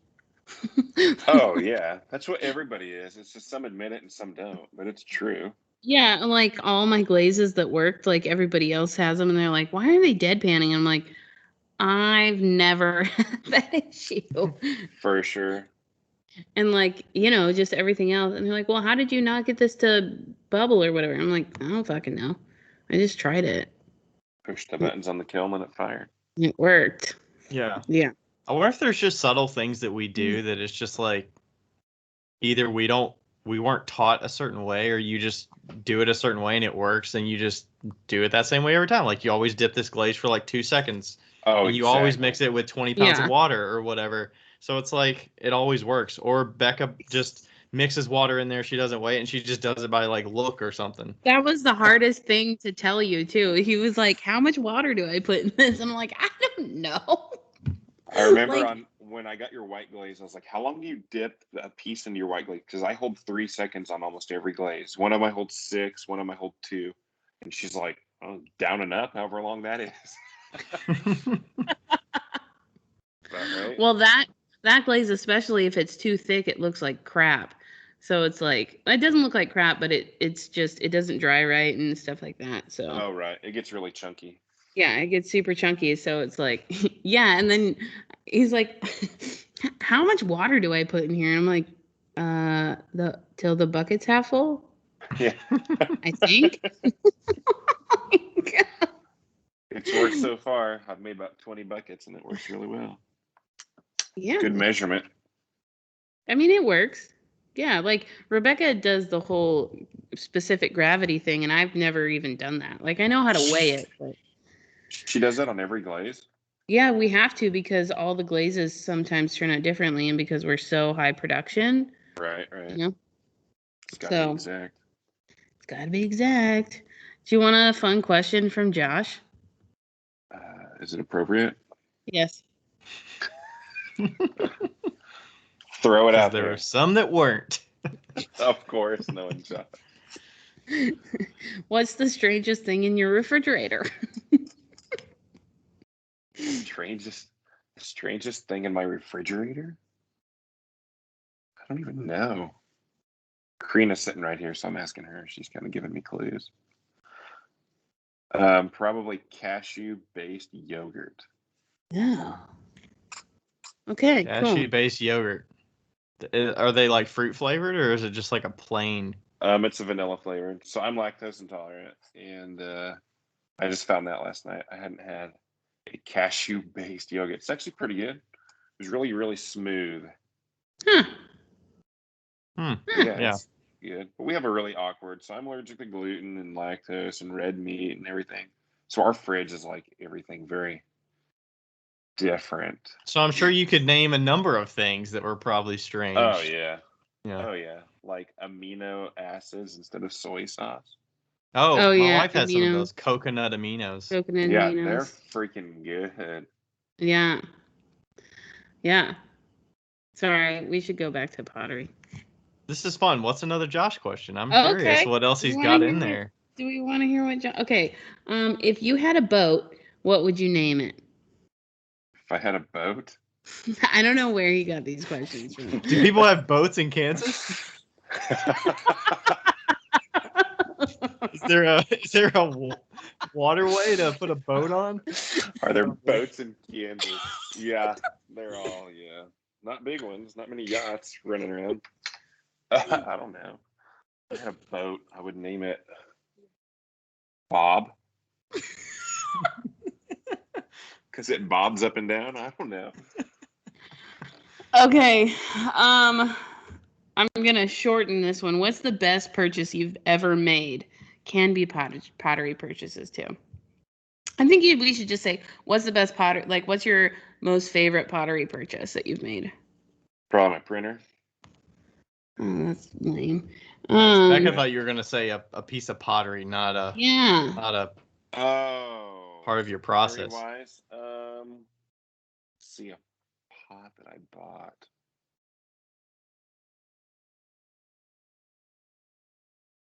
Do y'all have a decent collection? Yeah, we got. I mean, similar to the majority of people. I bought a Mark Arnold. It's pretty awesome. Is it a one finger handle, 2-finger handle? It's a 1-finger handle. Are you what kind of handle fan are you? Are you a 1-finger handle guy? I am a anything kind of hammer, anything kind of hammer. So I have a hammer handled mug from Jesse Woodworth. It's awesome. It's like my favorite, but it's basically a 2-finger because it goes right between your middle like that, and you hold it. Yeah. So it's pretty cool. I would say I am a 3-finger with a pinky underneath to balance it. So like this. Yeah. Gotcha. I think your handles are some of the most comfortable handles that I. Aw, Becca. It's true. Oh no, not your basic bitch cups though. Those are not some of the most comfortable handles. I'm talking about your fancy handles. Ouch. You can take the fancy ones. So yeah, how many different handles do you have? Because I've seen the one where you did a lot of the line work, and those are like upside down kind of, or they're yeah. So there's that I put those on the wall in the line mugs, and then that's your basic bitch handle. So the basic bitch, and then this one, so these the ones on the wall mugs, I will pull each one, so I won't weigh them out, but I'll cut out little like lugs, roll them out, and I'll pull each one, and then I'll stick them on a table and let them dry. And then I'll cut them off the really thick part, and then wrap them and make the form and stick them in a damp box. Where the basic mugs, I will just take a big old chunk of clay and I'll like ram horn wedge it, and then I'll just pull like 5 foot long, and then make little 6-inch just on a board, just go chunk chunk chunk chunk chunk. And I do 32 mugs at once, so I'll do 32 of those out, and then I'll just attach them extremely wet. Let them dry. Okay. So Becca, you're talking about the ones that are they like thinner, or what do you like about them? They're not any of the two that he just showed, right? No, the first one. So the one that's upside down that goes. Okay. And it's like, for me specifically, it's like the perfect size. Okay. I don't know why. It just has a really good shape. Your thumb fits like on it really well. It's just a good handle. Now, I'm curious why you don't extrude your handles. Is it just because you don't have an extruder? I do have an extruder, but I hate extruded handles. I've never liked, I don't know what it is, but I used to extrude. I think I tried it on one batch, and every single one of them broke after a glaze firing. And I just feel like it wasn't like when I'm pulling them, They weren't I feel like compressed. it compresses enough in my hand, but I don't feel like it compressed enough in the extruder. So Yeah. for that reason, I've just decided I hate them because they always break on me. But I don't No, know. that's a fair. I love pulling handles. Like How are it's they kind of breaking? relaxing. Are they like They would cracking break. horizontally? They would break right here every time on the right where your thumb goes. Oops, sorry. And it would break, just snap right in half. Oh, wow. That's exactly what happened to my handles when I was having the handle debacle of 2020. And they would crack pretty much every single time right there, or also come off the mug. And that was mostly because of the fucking clay. Yeah, Like, I total had that a shit. couple summers ago. I made like 500 mugs, and I bet 300 of the handles came off. Oh my god, yes. Jeez. I did a It was mug club. awful. Nightmare. Yeah, I did a mug club. I think 100 mugs, and 60 of them broke. Yeah, it's awful. It was my wife Karina was actually in Bolivia that summer, and I stayed back and just made as many mugs as I could. So when we came back in September, we'd have a lot made. And literally 3/4 of them, all the handles just popped off when they were drying. I've never had it. But I think it was I was drying the mugs upside, like right side up. So now I flip them over, dry them upside down, and they're perfect. But I was drying them just normal. And I think the Kansas heat, because I mean, it's over 100 degrees every single day. And I was out in the studio. They were just drying way too fast at the top, and the bottoms weren't. Yeah. And it was always the top attachment that was falling off. Yeah. Yeah, I always dry them upside down. Your mugs at the studio are like some of the fan favorites for sure. Oh, really? The basic bitch ones? Yeah. Oh, nice. But the handles just suck. No, the specific one that I have was too close to the mug. Knuckle Oh, burner? I get that. Yeah, it's like too close to the mug. That's the only problem. No, I get that. That's definitely happens. I've actually just recently started putting like this. Can you see it? The little elbow right here. Yep. Yeah. Because it used to always curve and go straight at it like that. Yeah. And now, because after making the little elbow in these guys, I started just doing that. I'll throw it and then I'll pull it out just a little bit. Yeah. And that's actually gave it a lot more comfortable, and it's kept the knuckles away from the body. Yeah. See? Nice. Love it. Subtleties of the handles. Yeah, exactly. And spend hours on handles. Yeah, when you're Fucking making that many and you have that much loss, it's like you gotta find yeah. a little fine tuning and the. Yeah. So I had a question that I don't know that I know the answer to. Where does the gallery name? How do you say it first, and then where does that name come from? Mostaza, is that how you say it? Yeah, so you pronounce it Mostaza, Mostaza. which means mustard in Spanish. Okay. So when we were deciding, so I lived in Bolivia for 3 years, and we speak Spanish at home. And so when we were deciding what we were going to do, we decided we wanted it to represent, not just be a name, but actually represent who we were, like as a couple, as a family. So we decided it needed to be something in Spanish, which just kind of set it apart. Like I'm kind of one of those guys where I know some people they think it's horrible marketing to make something not obvious, but I'm the guy that if I see something that's not obvious and I look it up, I'm going to remember a whole lot better than if not. So I like having kind of those secret meanings. And I've heard a lot about it this week. And particularly, I'm part of a group here, and we had meetings trying to market our town, and they were giving us crap about our name because nobody knows what it means. So it was in Spanish for that reason. But then Karina really wanted it to be black and yellow. Like our basic logo is going to be black, but like highlights of yellow in the gallery, because her favorite color is yellow, like a mustard yellow, not bright like mustard, but a very kind of toned down. And then it just hit me one night. We were just rattling off names, or words in Spanish. And I think we were reading the Bible with our kid. He has a little kid picture Bible that we read at night.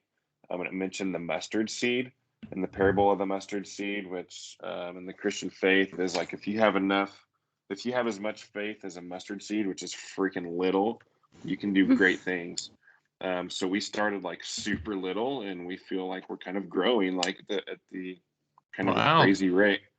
So it has a lot to do with that Christian parable. But then when we wrote it out, it's MOS with a little yellow dot. So that little yellow dot is the actual mustard seed. And then it's TAZA, which is taza, which in Spanish, the word taza means coffee mug. What? So it kind of worked out kind of cool. Which it's MOS, but if it was MAS, like how most Americans say it, like Mostaza, that would actually mean more coffee mugs. So it was just when we figured that out, it like blew our mind, and we're like, "Yep, that's what it's got to be." So Mostaza is mustard. Yeah, right. All one Mostaza. word. Mostaza is mustard. Mostaza. Wow. See, that's a good story right there. I'm still thinking about it. I like the mustard seed comparison there. That's pretty. Wow. Yeah, thanks. Yeah. That's fucking clever. Plus, like, I feel like Becca likes the yellow. Like, I think the yellow looks super classy. Like, I do. Seeing furniture in like that mustard colored yellow, it makes me think of like mid-century and really clean and. Exactly. I was so happy when mustard came back into style like a couple years ago, because mustard colored furniture is the shit. Oh, exactly. Yeah. I love a good yellow chair. Yeah. Yeah.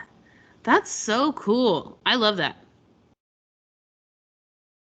Do you all have any other names in the hopper of what you were thinking of? Oh, we're on Highway 160, right on the highway, and we actually have a line of coffee that we do in it. So I really wanted Coffee and Clay 160, and she pronounced that pretty hard. That's pretty boring. I want nothing to do with a number. Do you all have some coffee there? Do you all sell some local coffee or coffee beans or something like that? So I have, I used to teach in the school closer than my last school. And one of my students' moms, she has a roaster there, and that's what her full-time job is. It's called Harmony Coffee Roasters. And she came down and asked if she could buy a load of mugs that she could put in her little restaurant. And so she just sells them like wholesale.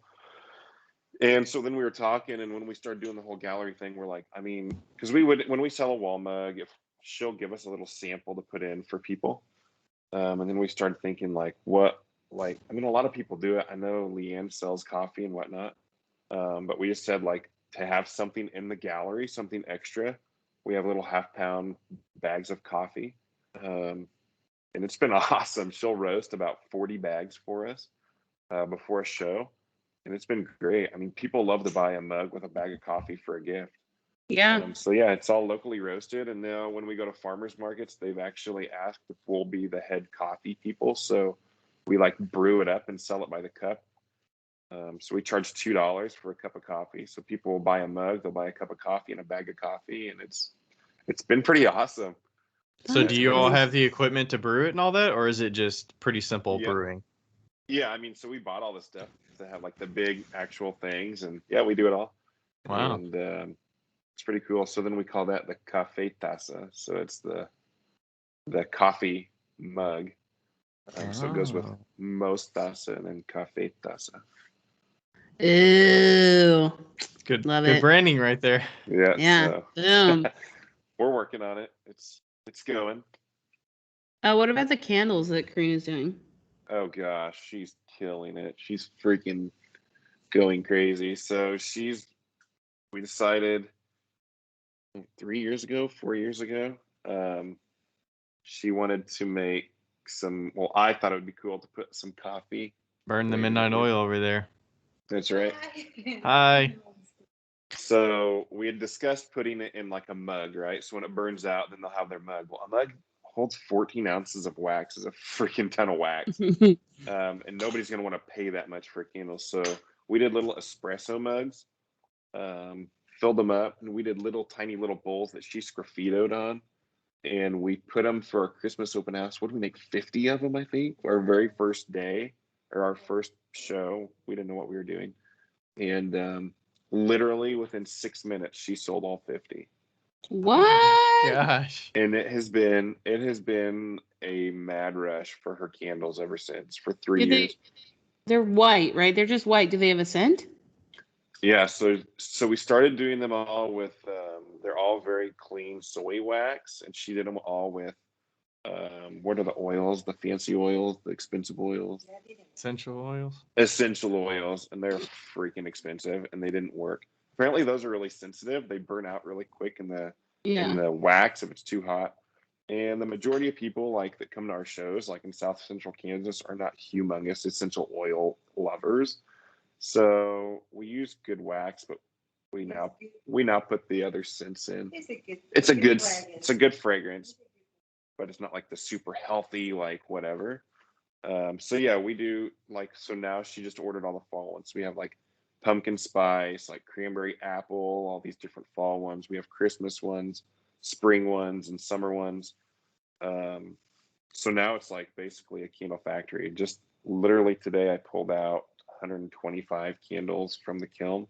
So now they'll get glazed tomorrow, and then she'll fill them next week. How much do you sell a candle for?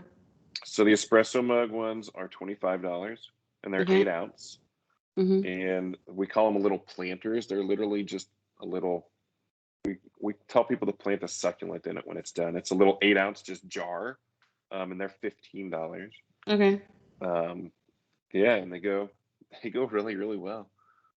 So for Christmas, she made 125 of them and sold out on the first day. Jeez.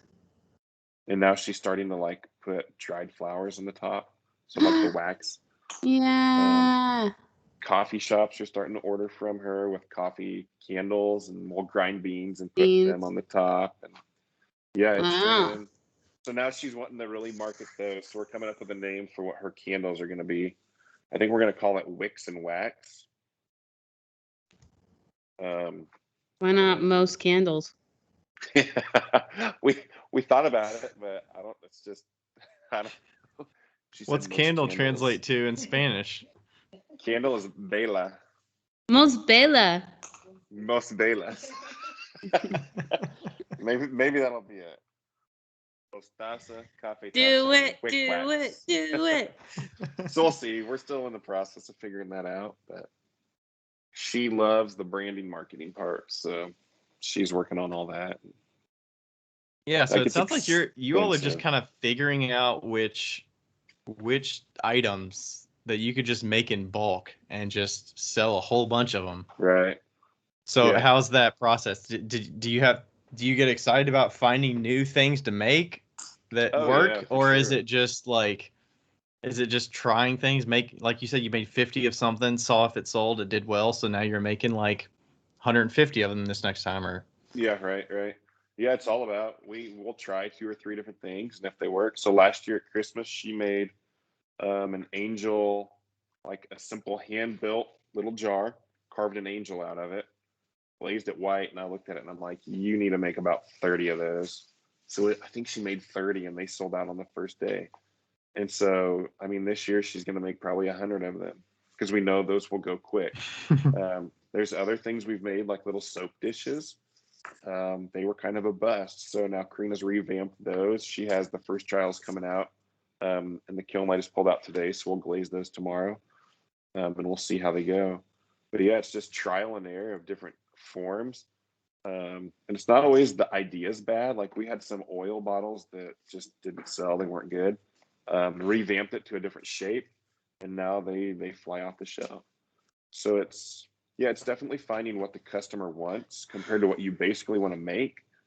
But it becomes, at what point are you becoming an artist, or are you just a craftsman? I mean, some people really only want to make fine art $150 mugs, where I just want to make money. Right. You want to make money? Yeah. I love that statement. Can we make a shirt that says that? We've got a lot of shirts that we need. Some people want to make art. I just want to make money. Like, I mean, it's just the hardcore truth. Like, I mean, people say mark your prices up. So your $20 mug, you should sell those for 35. Which, yeah, I should, but I would rather make a lot more mugs and sell them cheap and keep making than find the perfect buyer who's going to pay $35 in my hometown for that mug. Plus, you love just sitting down and throwing a bunch of mugs, like. Oh yeah, exactly. Oh, it's so soothing. So yeah, it's. Yeah. I don't know. I feel like I'm a cheating artist. Because you're like finding the demand, and you're like, all right, let's just double down on making more of those. Yeah. Like hearing you talk about these different things that are just working. It's like you can find success just making like 5 and 6 different types of items, or like Larry Bruning or whoever you're talking about, Becca. Like they only made planters and different sizes of planters. Like, yeah, that's what like your whole he made business other can stuff, be. but planters was 75 to 80% of his business, and like and still is, even though he's passed. They still make 4-inch planters, 2-inch planters, 6-inch, 8-inch, 12-inch, 13-inch planters. They make huge ass planters, and they ship them. And I've told you this. They ship them all down to like all of the Portland nursery and stuff like that. And I don't know if it was back in the day when planters were big, but now planters are big again. You know? Oh, for sure. Like in spring, that's one of our main sellers. It's just a circle planter with a hole in the bottom. It's a very quick throw, dip it in a white glaze, and people love it against a succulent green. Have you guys done sponge holders for Christmas? Never have. It's been on our list to try, but we've never done one. I feel like in Kansas that would be a thing, especially if she did a sponge holder with a little angel on it, or you did for sure. Like if you just did Christmas sponge holders that were white that said like ho ho ho, or this child is born, or some shit like that, you know, like. That sounds like something you'd put on like ornaments or something. Or just like a fucking Christmas tree, or just a Christmas tree, and then the sponge holder. People would put that up. People in Kansas, Colorado, all those middle states, they decorate for holidays. Oh, for sure. We make those simple little Christmas tree cone Christmas trees. Yeah. It's ridiculous. Like, I would never buy that, but we sell 300 or 400 of those at Christmas. And it's just strictly decoration. And people absolutely love decorating here for holidays. It's crazy. It's so true. It's very true. It's very true. Like coming from that type of community, it's just like I had a friend that would decorate the shit out of their house for the 4th of July. Oh, yeah. Like the 4th of July is such a big holiday. And Halloween here. Oh my gosh. Like, people turn their front yards into graveyards. It's ridiculous. Like, yeah. It's just, if I could make a tombstone on a wheel, I would kill it. That's why I never was good at selling anything at Christmas time or any other holidays, because I don't celebrate holidays, not because I don't believe in them or anything. It's just because I don't care about them. But like I don't have a Christmas tree. Like, I don't do all that stuff, so I've never known what to like. Yeah, you don't know what people would want to buy. What they would go for. Yeah. I did, however, do wine cork bottle stoppers with snowmen on top. Oh, nice. They were so cute. Yeah, that would be good. I had a snowman army. Snowman army. That makes me think of Calvin and Hobbes. Yeah. Yes. Basically. There's money to be made out there for those holidays. I mean, you're making, how many pumpkins did you say you're making? 400? Yes, I'm throwing 400. I've got 345 right now, so I've got 55 left. And she's doing 1,200 little guys. And then once that's done, we'll start Christmas trees. Does that make you feel like you're just, it just puts you in a spot where you're like, you can kind of plan out your year a little bit, where you're like, okay, I need to be making, trees at this point. I need to be making pumpkins at this point. You know. Yep. So I think it was the end of December, the beginning of January. We got an Airbnb up in Kansas City, and we went and tried to plan out our full year, looking at each month, like what holidays are coming that you've got to plan for, because you've got to be like 2 or 3 months in advance before everybody else. Mm-hmm. So we'll do that. Like, what shows do we want to be at? What events are we going to do at our house? We try to have one big event every quarter. We try to do one class every month in our gallery. So we'll give everybody a white mug. So this was supposed to be on Saturday, coming up this Saturday. We were going to give everybody a white mug who signed up for the class, give them a sheet of fall themed decals, and then they could learn about decaling ceramics, and they would make their own unique fall mug. However, we're in quarantine right now, so we had to cancel our class. So we're not doing that class anymore. So we'll try to do things like that every month. It's kind of turned into every 2 months, just because it's not that much work, but it just takes a lot of work, if that makes sense. Yeah. Plus, you got to advertise for it. You got to fill it up. Yeah. You got to communicate with the students and prep Exactly everything. right. Exactly right. So, yeah, and it's just trying to plan everything out at once. So, like on July 5th, we start making pumpkins. And it gives us 2 months. But yeah, so it's. Do you ever feel like you like neglect your Instagram audience at all because you have to focus on the? Yeah. All the time. Like right now, I'm in an Instagram slump. But I mean, it's like I said, I'm making pumpkins all day, every day. Like, yeah, it's boring. But yeah, I need to do some videos and stuff. But other times, like, I just get so tired of being on Instagram.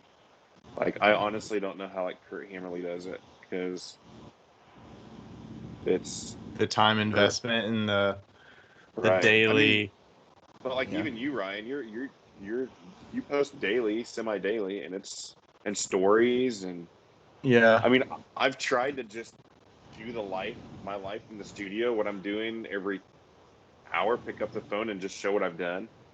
I'm just like, nobody cares what I'm doing in my studio myself.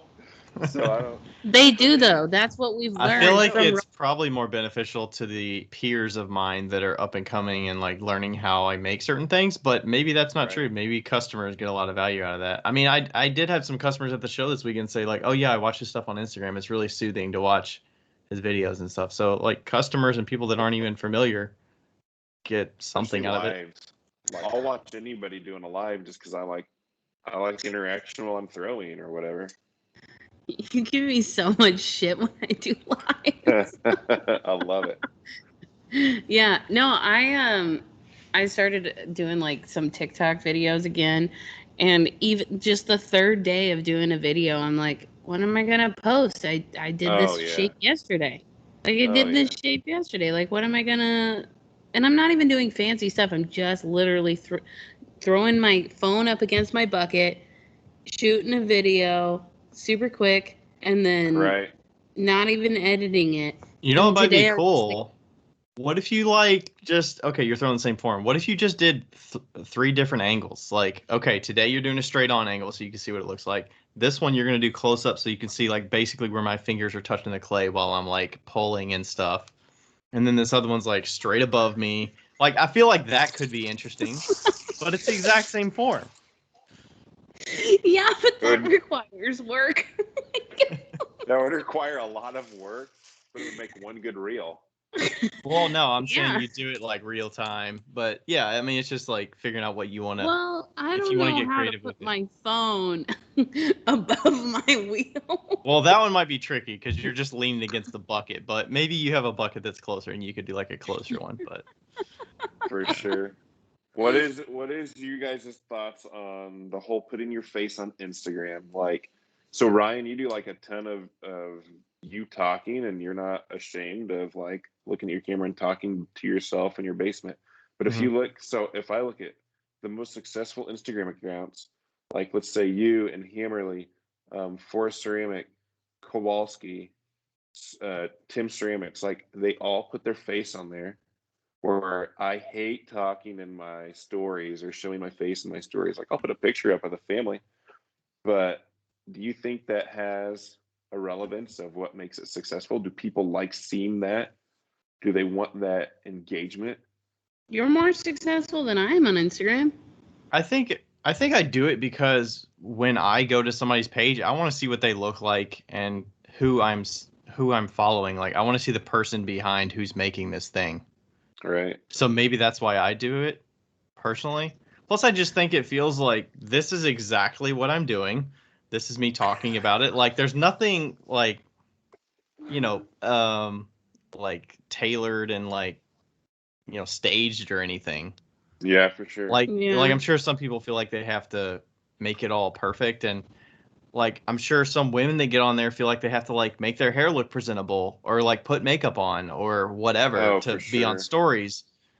Maybe that's just a male female thing, but like I don't ever feel that way. I'm like, shoot, I'm just the only thing I'm conscious of is I'm not gonna put the shirt in the laundry because I didn't leave the house today. I'm gonna wear it again, but I'm not gonna wear it tomorrow because I might be seen in the video that I wore the exact same shirt 2 days in a row. But like I'm gonna wear it like 3 days later, but it's like that's the only thing I'm conscious of. But I mean, I'm Right, like, right. you know, whatever. I here's what I feel like. Your pieces are like amazing. I think we all agree that your like wall mugs are amazing and they're on Instagram. And I think that your pieces can only get you so far with most accounts. Okay? With most accounts. Right. And at some point people want to see who is making the pieces and like the reason like Hammerly stuff is cool, but Hammerly stuff is cool because people feel like they have a connection with Kurt. Oh, for And sure. even if they don't. And like my stuff, like I don't post anything on my Instagram. And I have 7,000 followers because all I do is like post pictures of my cats and like people feel like, you know, people feel like they are part of my life because they're watching this like cat love story happening, right? Yeah, right. And so that's so if you have a really amazing product, you can get pretty far, I believe. But if you have a really amazing product and you show your face, I don't think that that's stoppable. Right, for sure. Yeah, that makes sense. That's Why don't almost a you way. just show your wife? No shit. I mean, I'd get a lot of followers then. It'd be a totally different group of followers. Yeah, she's cute. She said you should be the face of my Instagram, and we'll get followers. You should show her working in the studio. Like, what's she working on today? I always try to, and her instruction is, don't put my face in there.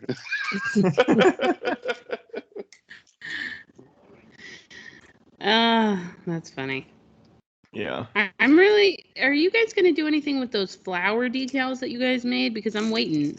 I'm waiting for like some.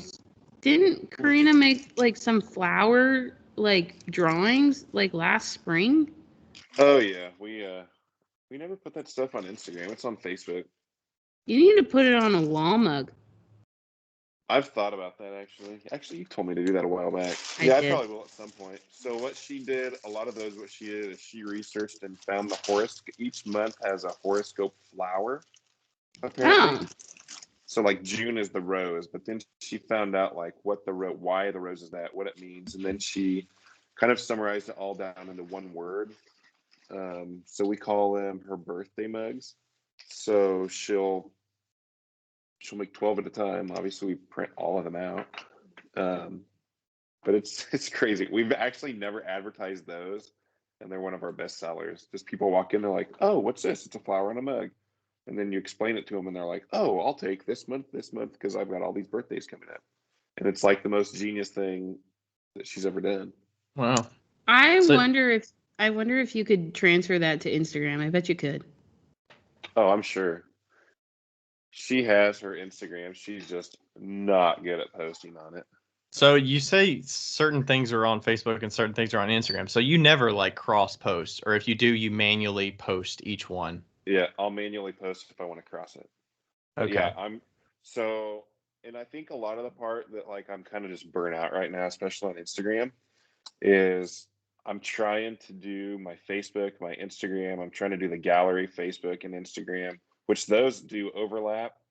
But it's just thinking, which I know a lot of people It's a do lot. a lot more than just those two accounts, but it's just tough. Oh, and then I've like have the imposters thing. So we have our whole Instagram page on that too, trying to keep up with that. And that put me over the edge. That was just way too much at Yeah, once. 2 accounts is a lot, period, for anybody. Even if Right. and you could just say that your Instagram is one account and your Facebook is a separate account. Like, Oh, it definitely you have to is. think creatively what you want to put on each one. So, like, you're Yeah. managing at least 3 accounts Right. on a regular basis. So, and that's right now. I mean, I'm blowing up Facebook right now just with our county fair and our pumpkin thing coming up. So Instagram is definitely kind of falling behind. But I'm not doing any Instagram worthy work. I Yeah. have learned, like, I do big serving bowls with a texture on the inside, and those on Instagram are actually really, really, really popular. So I've been making a lot of those. So I need to put some of those on maybe. But those are things that go to like fairs with us. They're kind of the big throw it up on a stand, catch people's attention, and they come in and buy a mug. So yeah, so that's good. But just a basic mug and blue glazed hasn't really worked on my Instagram, but on my Facebook it does. I'm curious if the big pieces that are on Instagram, if people just like it because they're like, that took a lot of work. At the minimum, I can just like that thing. Yeah. Like, right. You know. Well, people don't have really imagination. They either like really large things or really small things. Oh, for sure. Yeah, your basic anything's just not exciting, I guess. Nope.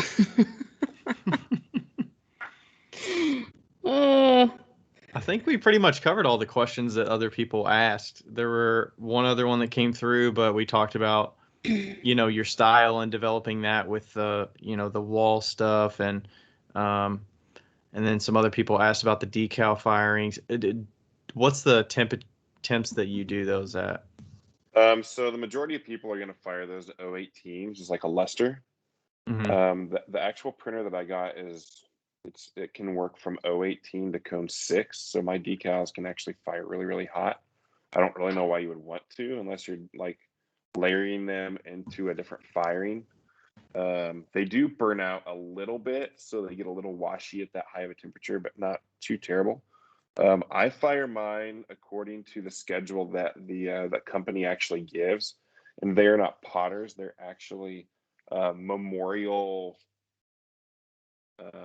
What are they called? So like tombstones. When you go and Grandpa's face is on the little oval on the tombstone, that's their whole business. That's awesome.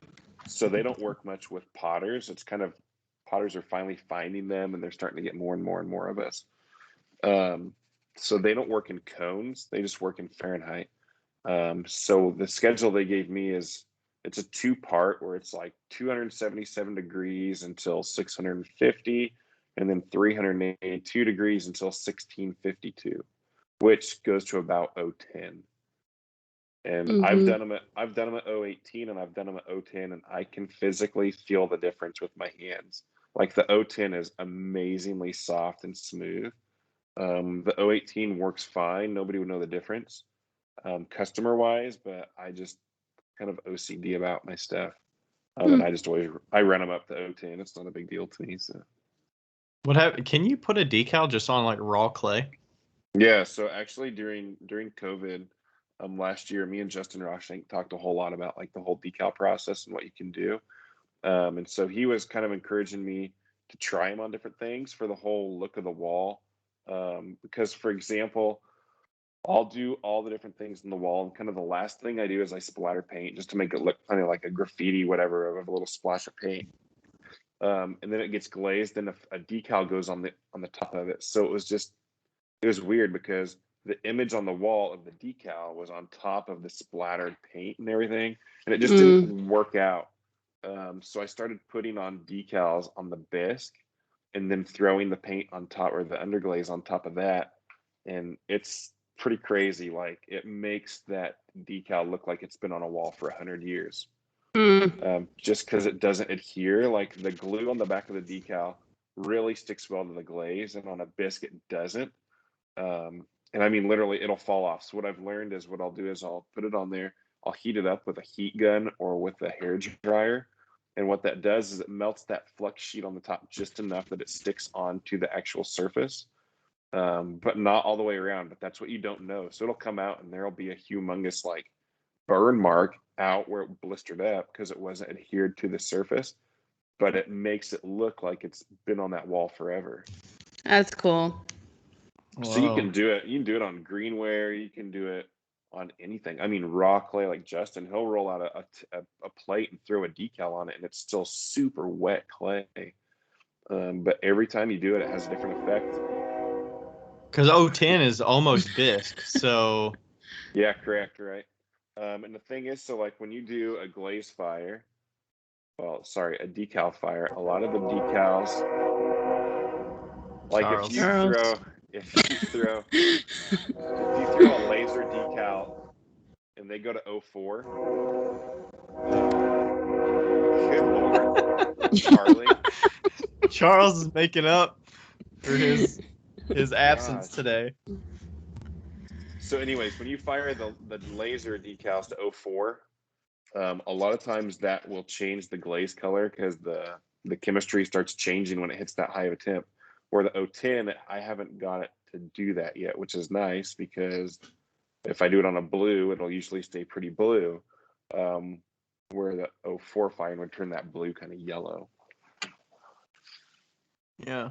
I've actually, in college, we bisqued to 08, so I'm curious if like 010 is that much different. Oh, wow. Or I think we might have bisqued to 010 for like raku pieces that we were going to put in the in the raku kiln. So I'm curious if like just bisquing something with a decal on it to 010 and then putting a glaze on it, like what it would look like. It's fun. Like, you could put glaze on top of a decal, I guess, right? Yeah, you can. I mean, they don't encourage it, but I do. You wouldn't. It probably makes it look extremely glassy. Okay. Yeah. So like one thing I've really been wanting to play with is how I can add stained glass windows into these walls and actually make it look like a translucent like window. And that's one thing I've kind of had the idea of getting that decal. Like, so if I threw Jesus in the window, like you're looking through the church window and you can see a picture of Jesus on the inside, Becca, stop laughing. And I mean, the stained glass windows is a big Catholic thing. Like, yeah, for sure.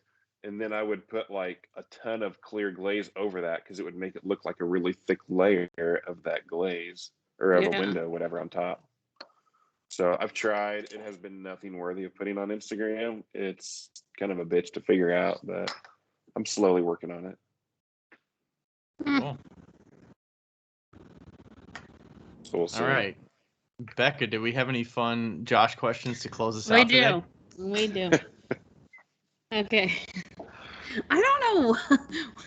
I told him I was talking to you, and then he gave me 7 questions in like a minute.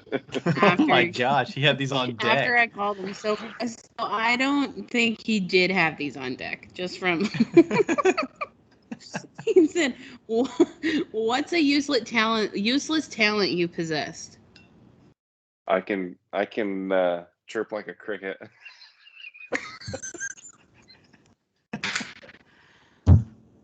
Let's hear it.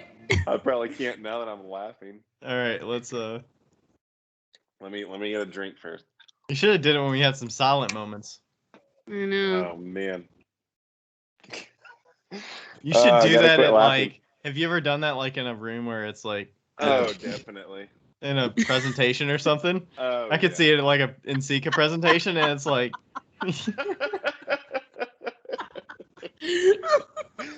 yeah, not something that big, but I've definitely done it like at church or something. But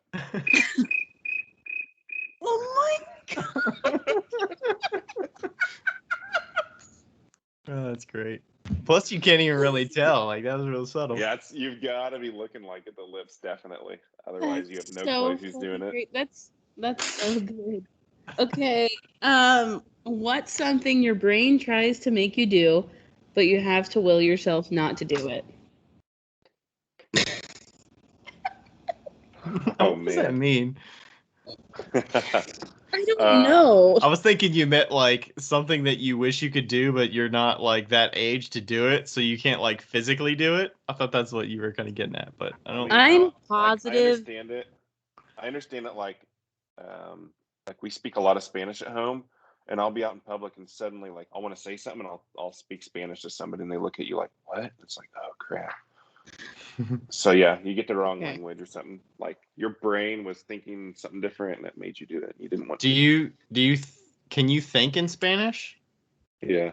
Or do you think in English and like translate it, or you speak it so daily that it's like? I mean, yeah, pretty much everything. So a guy told me that you're doing good when I can be talking to you two, and Karina can be on the phone with her mom, and I understand our conversation and her conversation. So, yeah, I mean that's kind of where we're at. Cool. So that's what we do all day, every day. So did your wife only speak Spanish, or did she speak like when you met her? When she came to America, she didn't know any English. Okay. And I'd been down there for 3 years, so we got married. She didn't. So you already knew some Spanish because you were going to Bolivia? No, she taught me basically. I didn't know any when I got there. We worked together our first year. She was the psychologist at the daycare, but I knew nothing. So yeah, I learned Spanish and then she learned English. So I know another guy that the exact same. He met his wife at a bar and she didn't know any English and he didn't know any Spanish. Oh gosh, yeah, it's not quite that extreme. Yeah. Like, I mean, yeah, when we met, but we also weren't like we didn't date for a year after we met. So yeah. But what's funny now is our 4-year-old kid, he'll correct me in Spanish and he'll correct Karina in English. So. Nice. Okay, if you could know the absolute and total truth of one thing, what would it be? Of one. COVID. Like.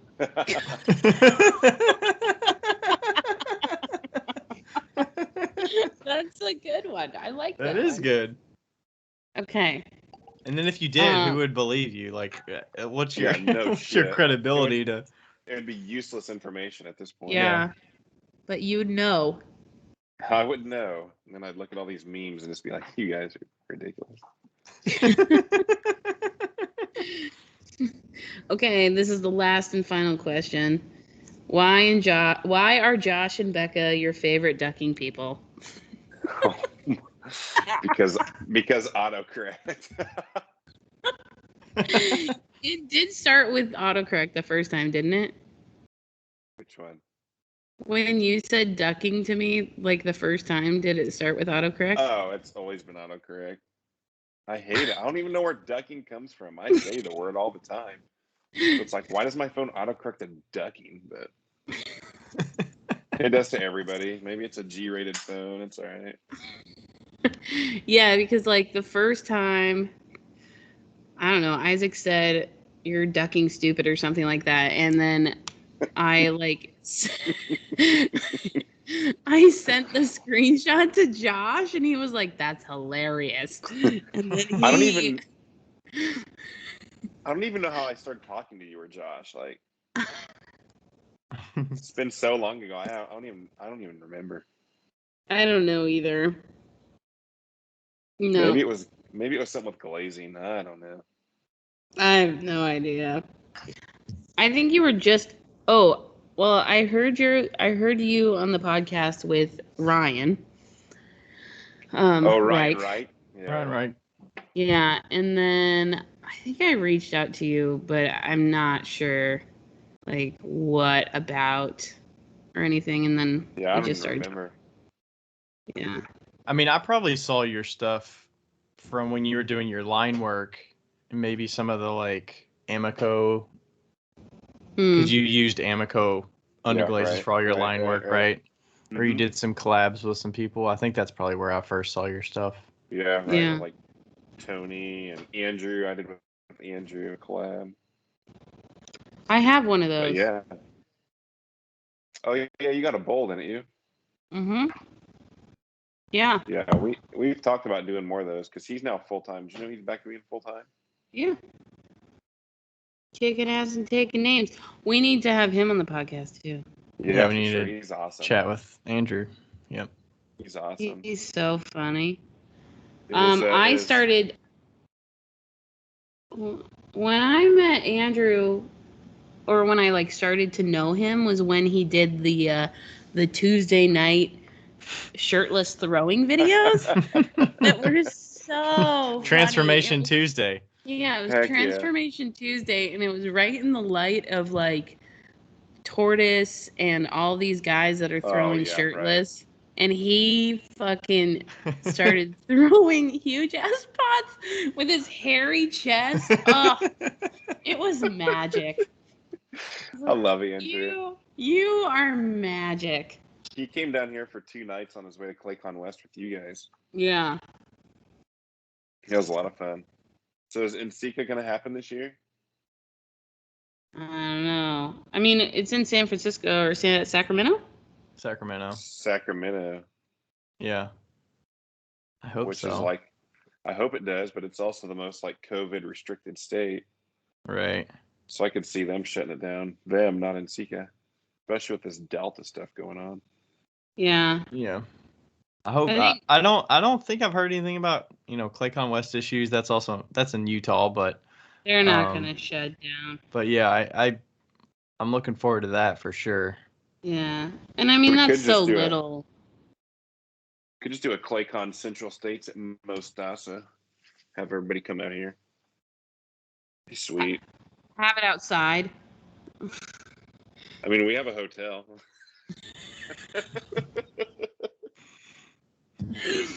With a ballroom. I don't think it has that. It doesn't have a ballroom. It has a conference room. Where do people get married? Where do people get married? At the church? Or in Wichita. Yeah.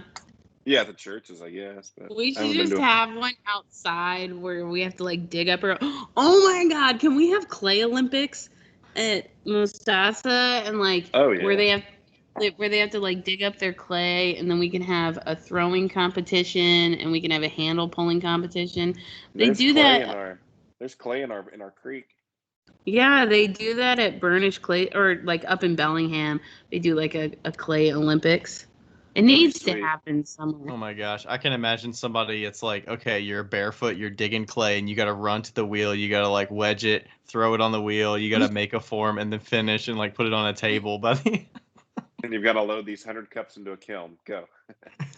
Yes, that would be so fun. And like fun. To have like a central location and just do like a field day. Let's do it. You advertise it. We'll do it. We'll do it someday.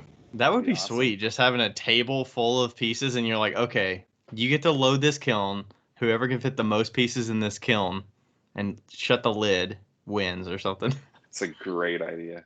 You have like 20 minutes to load and that's it. Yes. That's a great idea.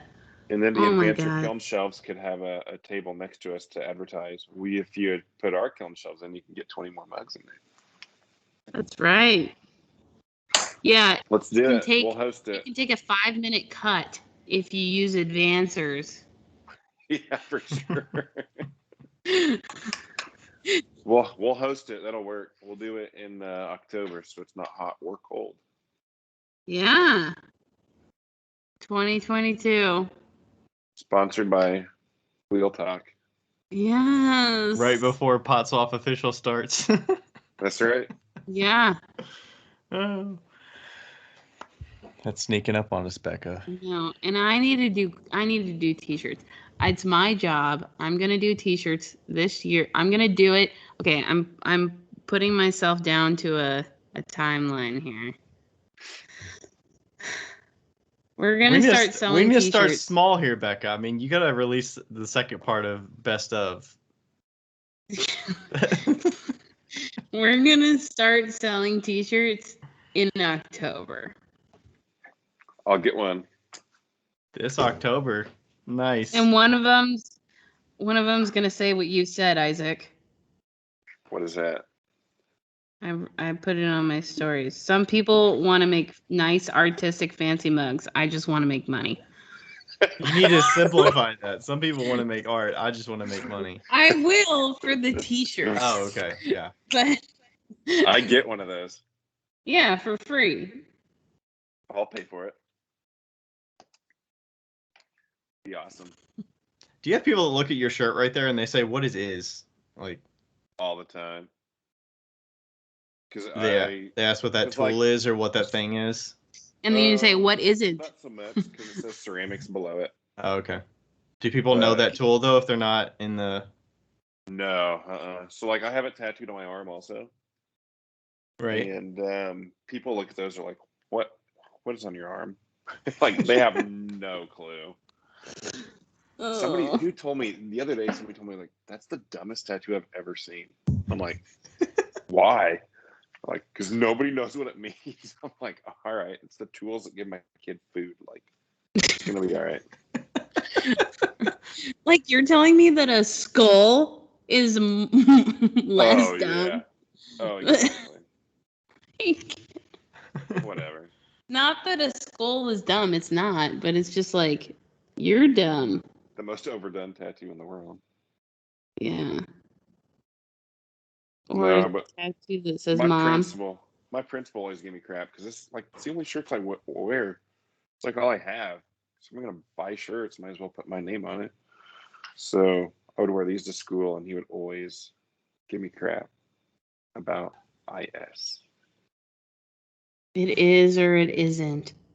Hey, it could say like BS or something. I mean, it's like yeah. Good. My initials are BO. So, Oh. Yeah. That's awesome. I mean, my real initials are RO, but still. Both of my parents are BS. And we always would say, like, yeah, we grew up with a lot of BS in the house. So. It worked out all right. Like, we're alive. Well, do we have anything else? No. Where should people find you? You, the gallery, all that stuff on the socials. On Instagram, I'm Isaac Shue is arts. The gallery is gallery.mostaza, I think. I don't even know my handle on that one. I have to look it up every time. And on Facebook, it's Isaac Shue, and then IS art is in quotations, and Gallery Mostaza. Do you have separate websites for your own pottery and then the gallery, or now you kind of have it all in one? Everything is gallerymostaza.com. And it was just a way that I can put my work. Like, so we started thinking we needed the gallery name when Karina started doing a lot more of her work because she was selling under my name, which just seemed weird for her and for me and for like fairs. So it's like, well, that's not your work, whatever. So it's kind of an umbrella name that we can both sell under, but then I can also have my buddy's woodworking and prints and everything on there. Yeah. So, but I still like, so when I go to fairs, I'm still IS Ceramics. And we have signs for that. So like we have a different sign for each one. IS Ceramics, Mostaza. Oh, so on and so forth. So you don't necessarily go to fairs under the Gallery Mostaza name. Yeah, no. But you can give people cards that say, "Hey, we have a gallery." For sure. And like yeah, it's good advertising. All of our bags say Gallery Mostaza, so like we'll hand them out like Gallery Mostaza. And then all of our cards, like our thank you card is a big Gallery Mostaza. But then I have my own business cards, so we just throw them all together. Yeah. Cool. Yeah. All right. Thanks for joining us, Isaac. This was fun. Yeah. Glad you guys invited me. It was great. Yeah, don't leave, but we're going to leave. Bet. All right. Bye, everybody. Bye. See ya. Okay. Thanks. You know it. Greenie, you want to say hi? You want to say hi? Yeah, that was fun. Here, you hear them? Hi. Hi. What are the glazes up there? Are those your underglazes or glaze? I don't know why. Those are underglazes. Or Potter's Choice on the top, maybe? Oh, there we go. Sorry, we couldn't hear anything. What were you saying? What are the glazes up there? Are they underglazes or are they Potter's Choice? Or? Oh, yeah. So these are all underglazes. Those are all underglazes over there, and these are all glazes. Yeah. And then this is her workstation, so you can see all these pumpkin she's done today. Jeez. So do you ever put those just outside and let them dry? Because you said they take like a week to dry, right? Yeah, they dry pretty fast. They dry decently fast, so yeah. Kinda. I mean, yeah, we'll open our doors and put everything outside, and they dry a lot faster. Oh, that's good. Nice. But especially with how rich they are, like I do not want them to be a bomb in the kiln, so I let them dry a lot more than they probably need to. Yeah. I feel like they could really do some damage. Yeah. Yeah. Because we'll load we'll do we'll put a candle in, and then we will put a pumpkin inside a candle or inside a mug. So if it blows, it's gonna blow another piece, and then the neighboring. Yeah. So yeah, dry them a lot more than we should. But if we're in a hurry, I'll just set them on top of a fire. They'll be good by the next day. Yeah. For sure. But, yeah. Cool. You told me that the reason you put the decals on that are all the religious ones was because you were like, I just put them on there. I don't care. That's right. Let's be honest. 100 has no real meaning. You've just got to make a good meaning to make it mean something. I all the time for saying that, but let's be honest. When you see some people's work and they're like, well, this was something that my grandma gave me and all this. Like, yeah, to some extent, but you also